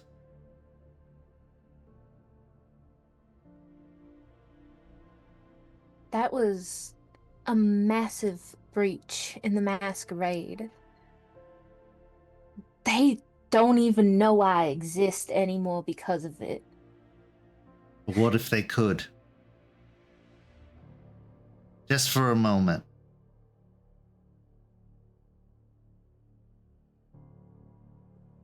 See, I pride myself on being a problem solver, but I can often be a miracle worker as well.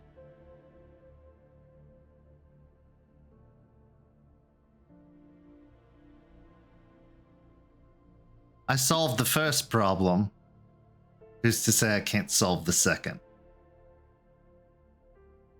I appreciate the offer, but I'd like to settle that first debt before talking about things that might get me even more in debt.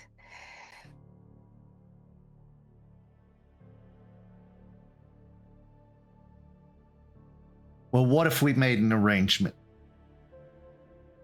A non-problematic arrangement. You're worried about debts. Let's just say I have a vested interest in your rise to fame. Allow me to be your manager, and I'll make sure you get whatever it is you want.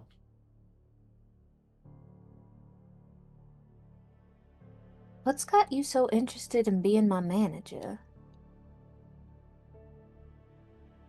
I know talent when I see it, and you're clearly bringing an external crowd to our neighborhood, which is good for business.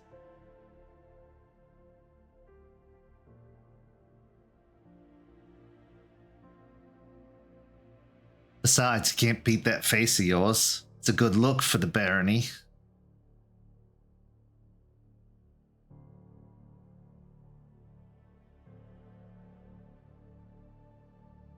They'll lean back in their seat.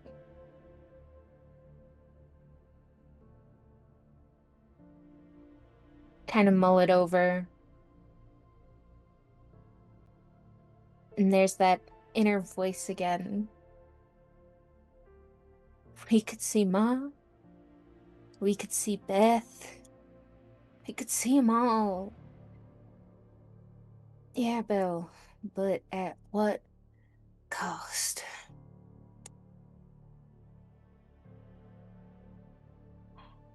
Alright. You at least have my interest. Well, I don't need an answer tonight, and I didn't even come here to talk business. I just can't help but seize an opportunity when it presents itself. You're very talented, and you have a southern charm and appeal that works well in places like this. And I'm sure, as you know, our little piece of the pie is still quite small. I seek to make it larger, and with your help, I can.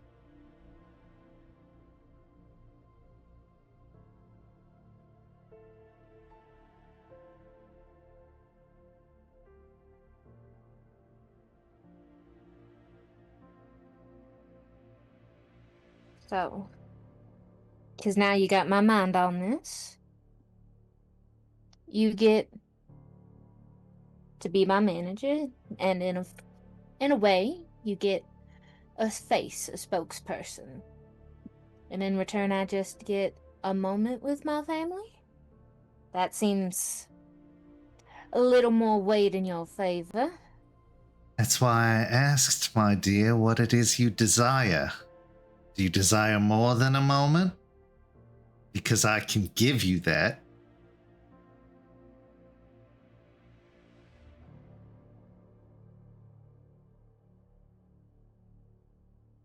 I'd love to have my family back.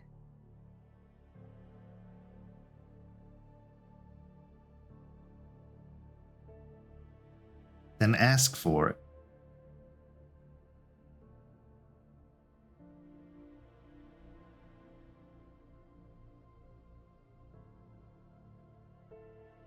In exchange for being your spokesperson and you being my manager, you'd really be willing to give me my family back. With a few changes of name, a few documents shifted around, I can give you your family back. You mean embracing them? Certainly not. I mean, moving them. Moving them here, in fact, closer to home. Changing a few of their government IDs. Setting up a few safeguards. You could have them back.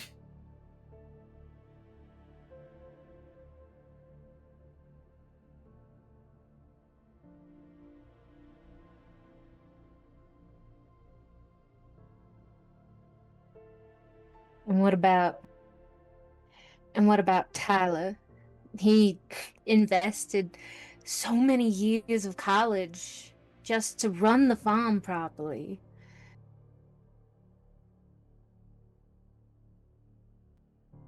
There's nothing saying he can't.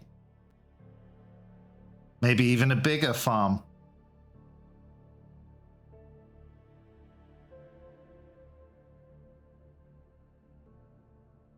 This is what being a kindred is, Beau. We don't wait for the things we want. We make it happen.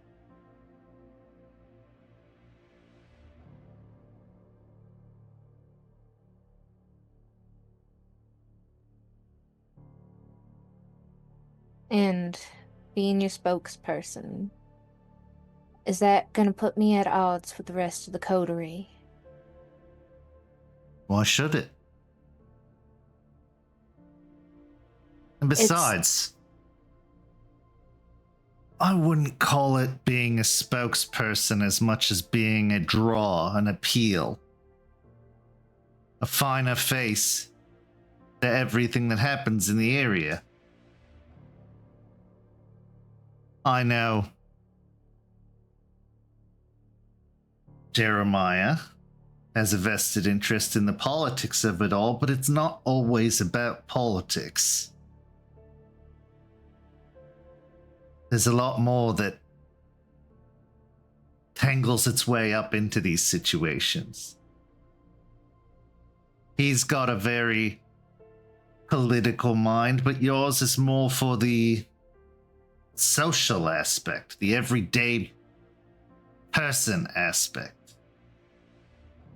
I need both if we're going to do what I wish to do.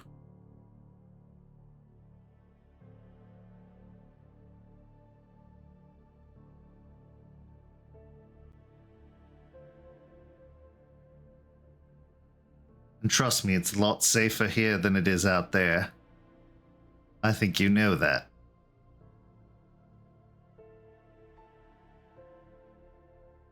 Yeah.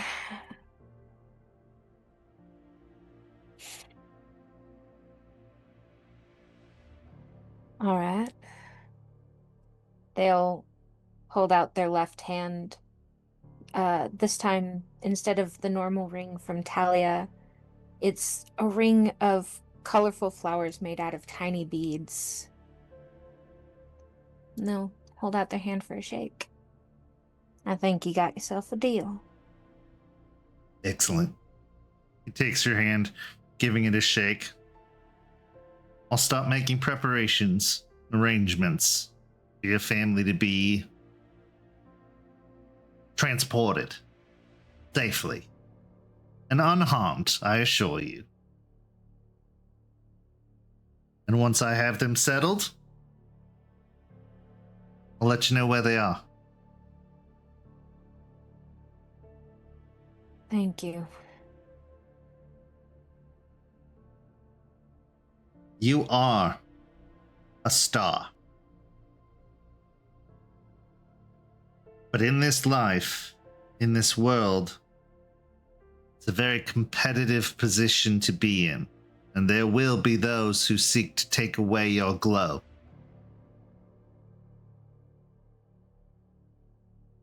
As long as you and I stay on the same page, and you tell me if there's anything that I need to be worried about, I can keep you shining.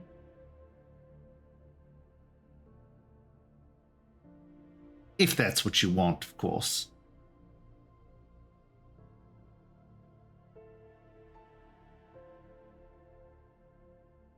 I'd say it is. For now, at least. As much as I talked about the feeling weird about the decadence of it all, there is an intoxicating appeal to it. They wouldn't call it the limelight if there wasn't an appeal.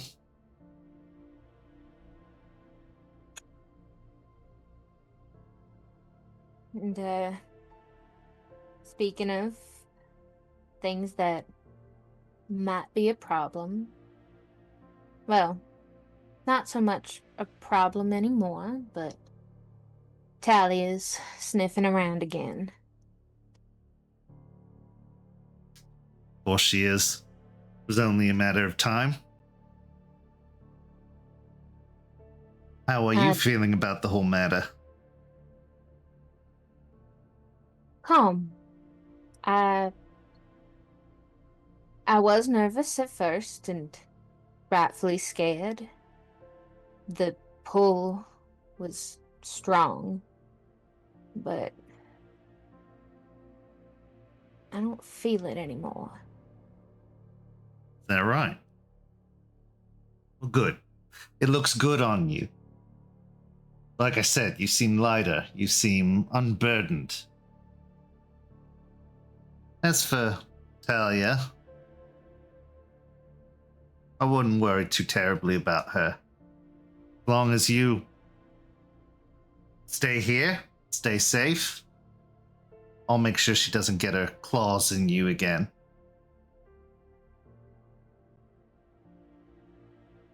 How are things going with the coterie? August is being August. Val's looking a little more stressed than normal. And Jeremiah's doing his thing. He asked me to help out with speaking to Mr. De Leon, being a fellow Rose. And Nardus, no less. De Leon, from what I've gathered, is well, he understands decadence as well. Surrounds himself with the finest things. I wouldn't be surprised if he tries to persuade you to relocate. Don't let him. I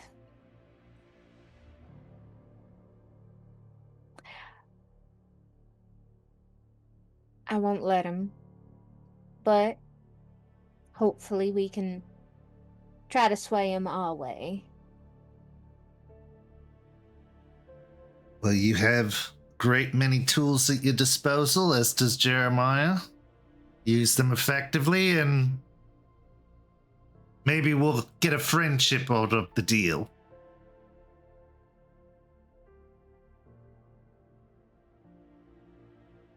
do you think of Jeremiah?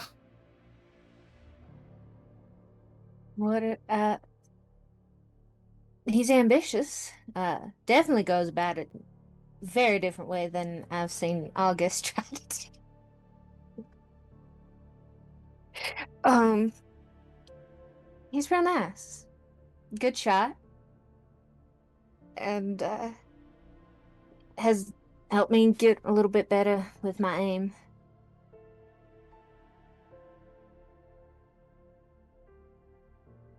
Should I be jealous?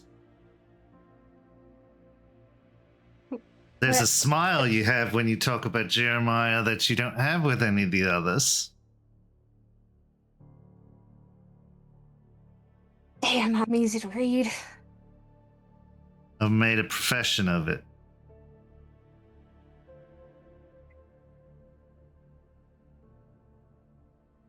I mean, I'm only jealous if you like me in more of a working relationship way.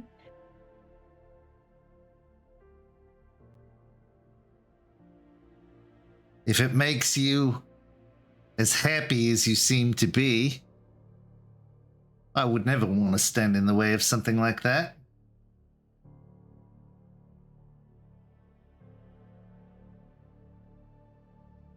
Besides, such connections are so few and far between in this life. You always have to be suspicious, watching out, paranoid, worried. You have someone that you feel you can genuinely trust and they genuinely trust you. That's something to keep close. Something to hold on to with everything you've got.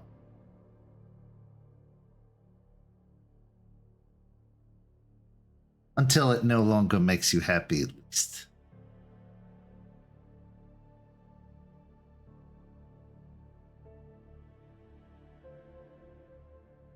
He does make me happy. For what it's worth. Good. You deserve to be happy. As does he. I hope that you can further solidify that connection. As for August, I think you can give him a break. He's ambitious, sure, and may seem reckless often, but he has a knack for this business. He's a valuable asset to your coterie. One that's worth preserving and protecting. He knows this trade very well. Better than any of your other coterie mates. So don't be afraid to use that charm that you have to endear him to you. Because I don't need him straying elsewhere.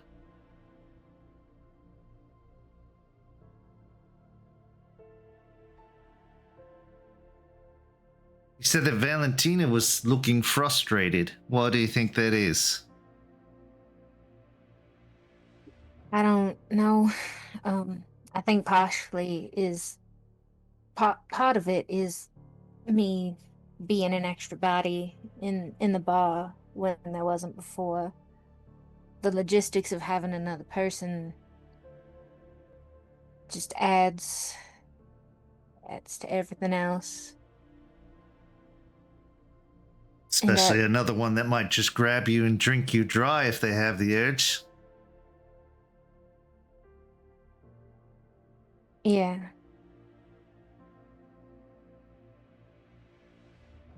Yeah.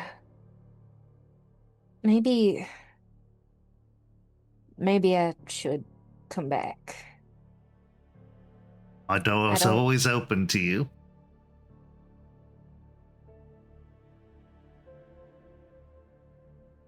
I don't want her to be living in fear because I'm next door.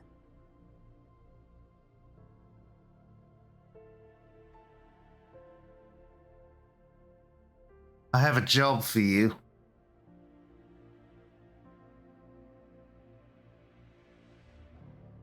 I need you to find out if she's ready for the change. Truly ready. You know what you have to give up to go into this life. You know what it costs. Or at least have a bit of a notion. You know also the entanglement that comes with the change. Comes with the embrace. The servitude for months, if not years after.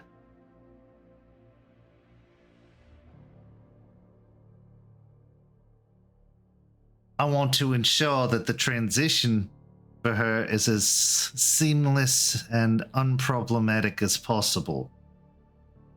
But I need to know that she's ready and isn't going to just become another problem to be dealt with. And you seem like a good judge of character. Perhaps you can find out for me.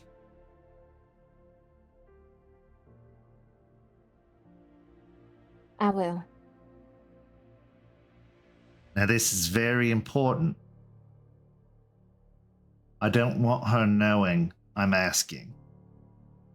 Because then she might get overly eager to impress, and that's not a very good way of spotting any issues that they may have if they're putting on their best face. You get me? I get you. I appreciate you. I know it's what she wants. And I know it would benefit all of you if it's done the right way. So I just want to be sure. I understand. Wonderful. Well, it's getting late. Is there anything you wanted to talk about before I go? I can't. Well, I have one random question. Fire away. Do you have a favorite song?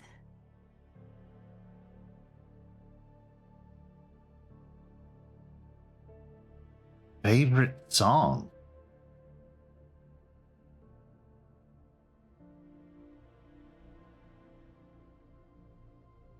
You know, there's I suppose you could call it a shanty. The Wreck of the Edmund Fitzgerald. You heard of it? I can't say that I have, but I have means of looking it up. I'd love to hear you perform it. I think it is perfectly within your vocal range, and I know you'll add a bit of flair to it. I already read my intentions of asking.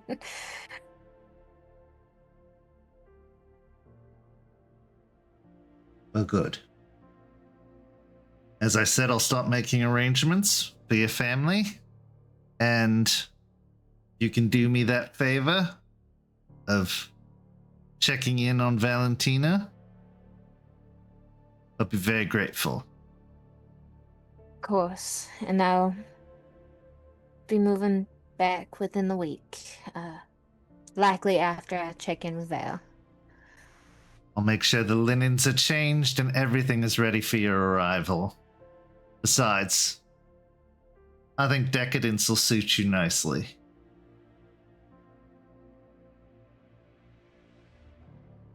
With that, he goes to slide out of the booth, offering out a hand for yours.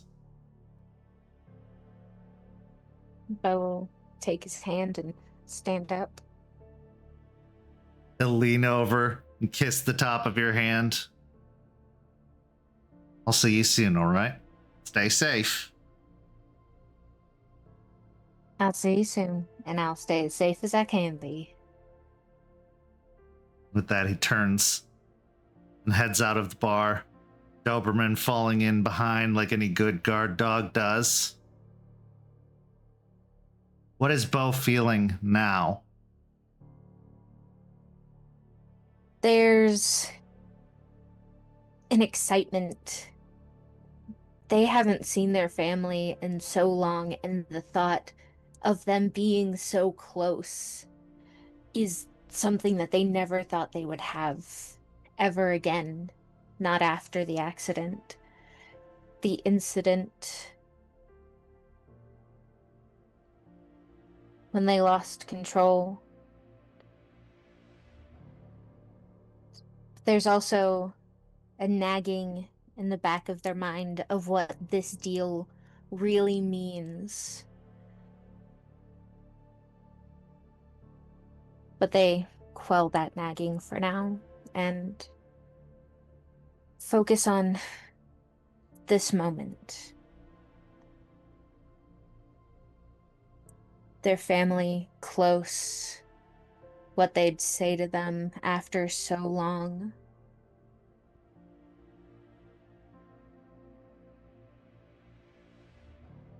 Happiness,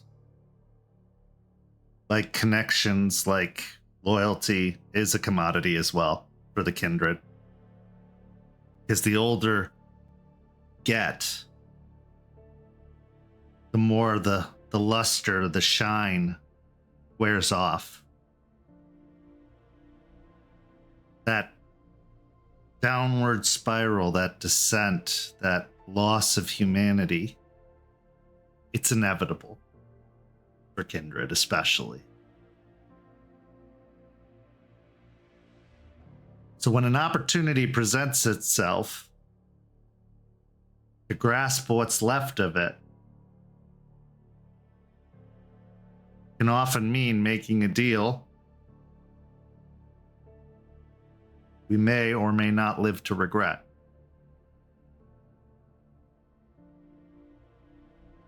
But all he wants is your happiness.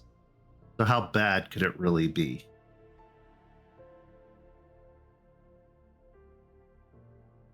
We transition now to our final scene of the evening, where a young thin blood and a ghoul execute the mission they've been given. August and Valentina, you have been given a very special task by Solomon. To the van that is now yours was delivered a box similar to the last box that was delivered to you. But there's one very glaring difference. There's a smell. And it's not a pleasant, appealing smell to those with the finely tuned senses of the last one. No, this one has a smell of death, decay, rigor mortis, if it could have a smell. What you've been delivered is a corpse in a box with the instructions to take it to a funeral home just outside of the territory. A new client awaiting your arrival. Now, it's a simple enough job, an easy enough mission. Take the box, drop it off at the funeral parlor, go home. But as we've learned, these jobs are never as easy as they seem. The last one got at least one of you tangled up in a mess of trouble. Damocles' blade hanging over their head. But also, this one provides a very interesting opportunity. Because the Hecata and the La Sombra have something in common. A touch of oblivion.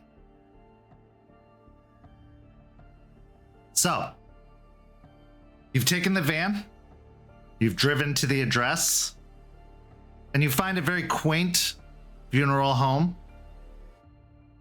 Lanterns hung outside ornamentally, burning with a dull glow that's meant to look like candlelight. The two of you sit within the van, the box in the back. You have a moment to yourselves before you decide to meet this new client of Solomon Creed. The scene is yours.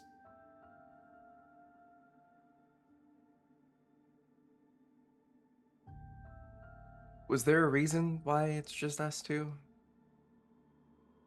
August looks up from a very ornate looking pocket watch that's been attached to his vest. He clicks it closed and puts it into a front pocket in his vest. Yes. Any ideas? Or you just want me to spoil it for you? Honestly, I'd rather you just tell me. I'm not a big fan of these games that you like to play. Solomon has a vested interest, you could say, in understanding what's going through the minds of the coterie he is lording over.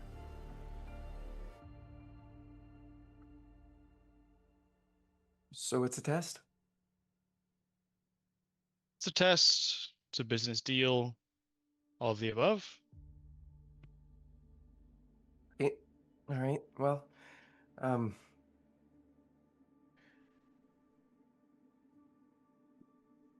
take the lead, because they'll probably have a better, I don't know. Probably have a better interaction with you. We'll see about that now, won't we? Listen, be on your guard. I know you will be. It's a habit of yours that I enjoy. But these are similar to clan ministry, a family. They go beyond just a sect. If you know what I mean? Yeah. Anyways, it stinks in here. And he'll Yeah, that's... go out and open back doors and begin approaching. As you're opening the back of the van, the front door of the funeral home slowly creaks its way open. And in the doorway stands a very thin man wearing a plain gray suit, nothing special or fancy about it, thinning hair atop his head, an almost skeletal visage, as he is very thin, has sallow cheeks and sunken eyes. Roll me a wits and either investigation or awareness, both of you.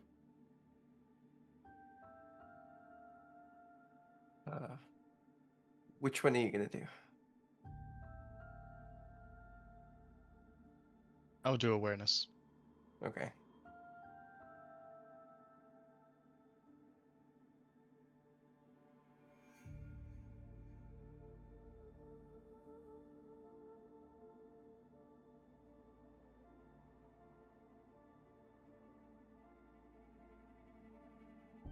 Three successes for Valentina.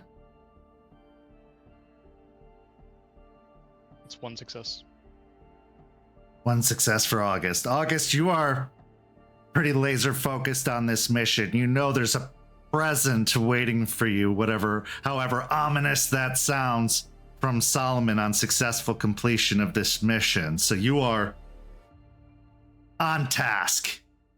There is a cart on wheels that is brought out by a couple of other individuals that seem to work for the funeral home, all dressed in similar suits, though theirs are black, and they're rather nondescript features as they wheel out a almost like a gurney or a cart for transporting boxes, and they help unload the box onto the cart before wheeling it in front of the funeral home, where the older man reaches down and opens the box and looks inside.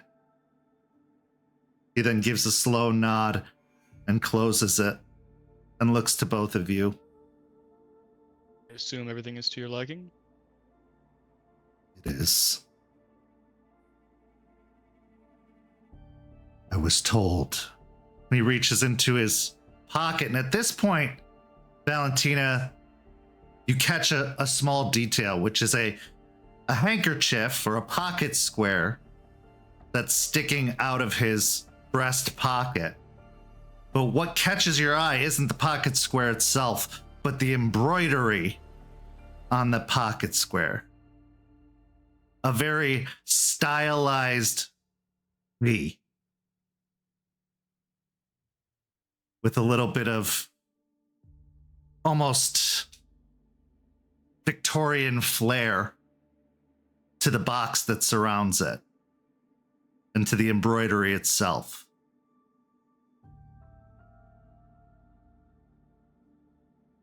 He then pulls out an envelope. And on the front of the envelope, it says, "Upon delivery, give this to the young man."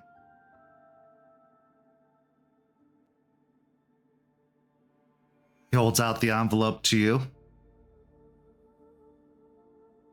He'll take it. Thank you for delivering this.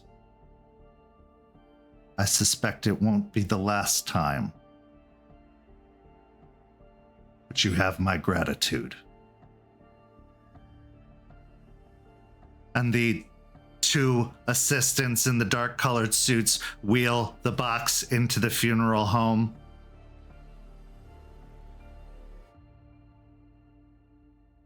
What are your names?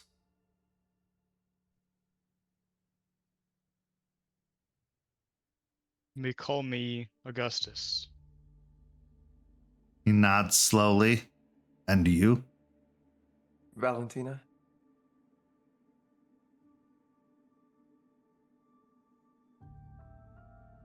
My name is Antonio Giovanni. It is a pleasure to make your acquaintance. And yours as well, sir. Please don't hesitate to let me know if you need anything disposed of. This is a part of the arrangement I have with Mr. Creed. If you find yourself with a body,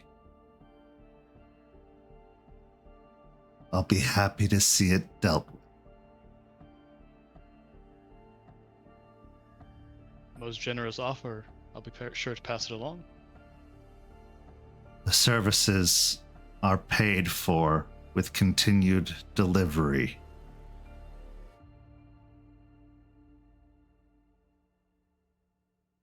He then bows his head in a nod. If there is nothing further, I bid you both good evening. Good evening. Good evening, Antonio.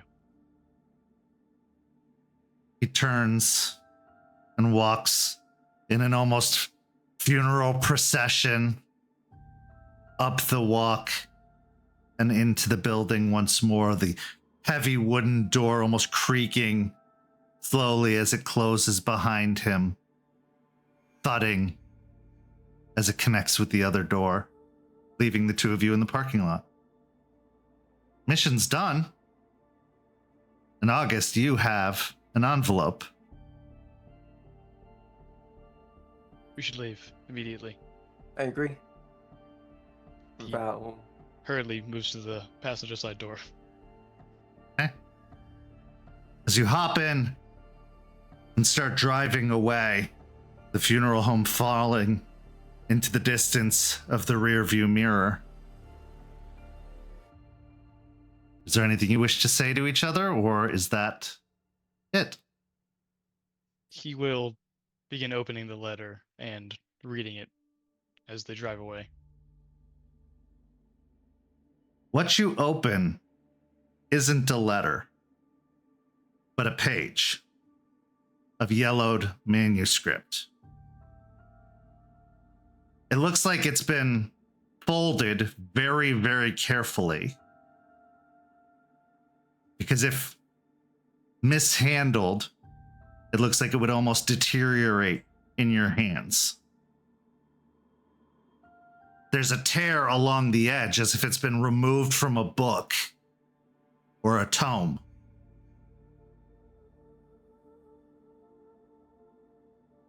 But at the top, it says, enrich.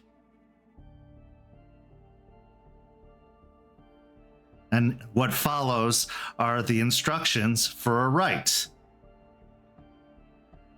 A Tremere rite that will allow you to increase the potency of a vessel's blood. And inside of the envelope is another piece of paper that looks much more modern, much cleaner, crisper.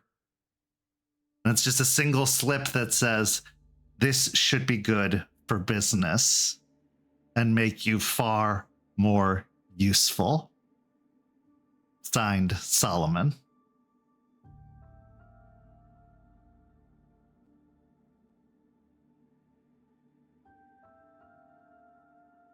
August very gingerly takes the paper, reaches back to the back seat and pulls out his case that he brings with him, and opens the leather flap of the case and finds a place to gingerly place this old piece of paper for safekeeping. So you now have the ritual Enrich the Blood available to you when you are able to buy it, but you have everything you need to be able to learn the ritual from this piece of paper. Valentina, what are you doing as he is gingerly dealing with this yellowed piece of paper? Valentina's just driving us back towards the bar, and right around the time he pulls out his little suitcase to put it away into a safe spot. Something useful? Something we will not speak of ever again, but yes, extremely useful for someone of my skill set. And I'm asking, by the way. I'm not telling. Keep this between us. Yeah, I can do that. Good. Valentina, when you were in the presence of that man, this Antonio Giovanni, it felt so cold, but also comforting and familiar at the same time. Reminiscent of a time that felt safe. You felt owned, but also you felt all of the potential in the dark. It's similar, not the same, but similar, the feeling that you get in the presence of this man. The feeling of emptiness, which is strangely terrifying and comforting all at the same time. Like standing at the gates of a void ever expansive, a void that knows no judgment, doesn't care that you're a ghoul, doesn't care who or what you are. It just pulls you in, wraps you up. There is no fear, no worry, no doubt. There is only the void. And it could be yours. But you quickly shove that thought aside,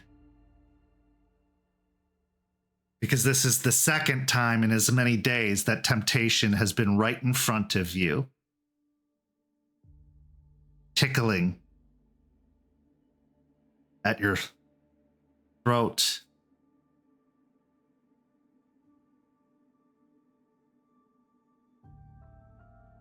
Secrets are no fun. Secrets are for everyone. And tonight, this coterie has had plenty of secrets. Gained, lost, shared. Secrets can cause division. They can also bring individuals closer together. Which will it be for you? This is where our story comes to a close this evening, but not without one last scene. In our final scene, the darkness continues. Dark and empty. It seems like it could go on forever if you didn't know how to wield it. And Athame knows just how to wield it. As she pulls the darkness away, letting it melt like paint or candle wax dripping down.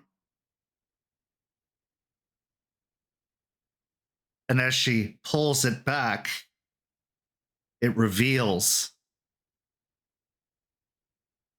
the same box that was delivered to the funeral home. She looks appraisingly over its contents before looking up at Antonio Giovanni.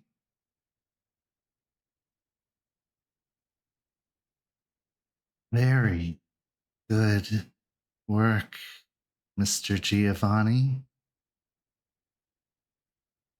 Consider our debt paid. She then opens the box, reaches inside, and tears the shadow away from the corpse. Then as she releases it, the silhouette of a shadow of a person casts upon the wall.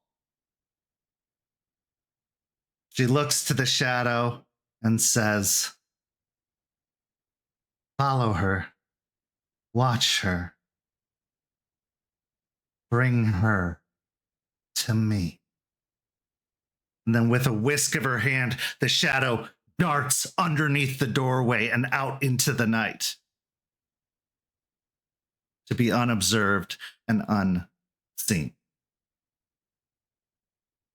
And this is where our story comes to a close. Thank you so much to these amazing players. Thank you to everybody watching at home. Go follow St. Pete by Night on all of that social media you see down at the bottom, and come join our Ko-fi and become a member for as low as $5 a month, and you can get access to all kinds of behind the scenes. I swear you were frozen for a minute there, Ace. That was amazing. You can get access to all kinds of behind the scenes material, such as the Rosebud Thorns for this very session, as well as all of our other programs and much more. So go join that Ko-fi and help support this channel and this program and all of our programs and our community, and we really appreciate it. Coming up, we have an episode of Rage Across Tampa. In fact, episode 100 of Rage Across Tampa, where the pack heads into the dreaming, and then we've got an episode of Hellhounds. Let's see how all that goes after everything that happened in Michigan, and then come right back here for Red Tide Rising next week. For these amazing players, I'm Kent. Thank you so much for joining us, and we'll see you next time. Have a good evening, everyone.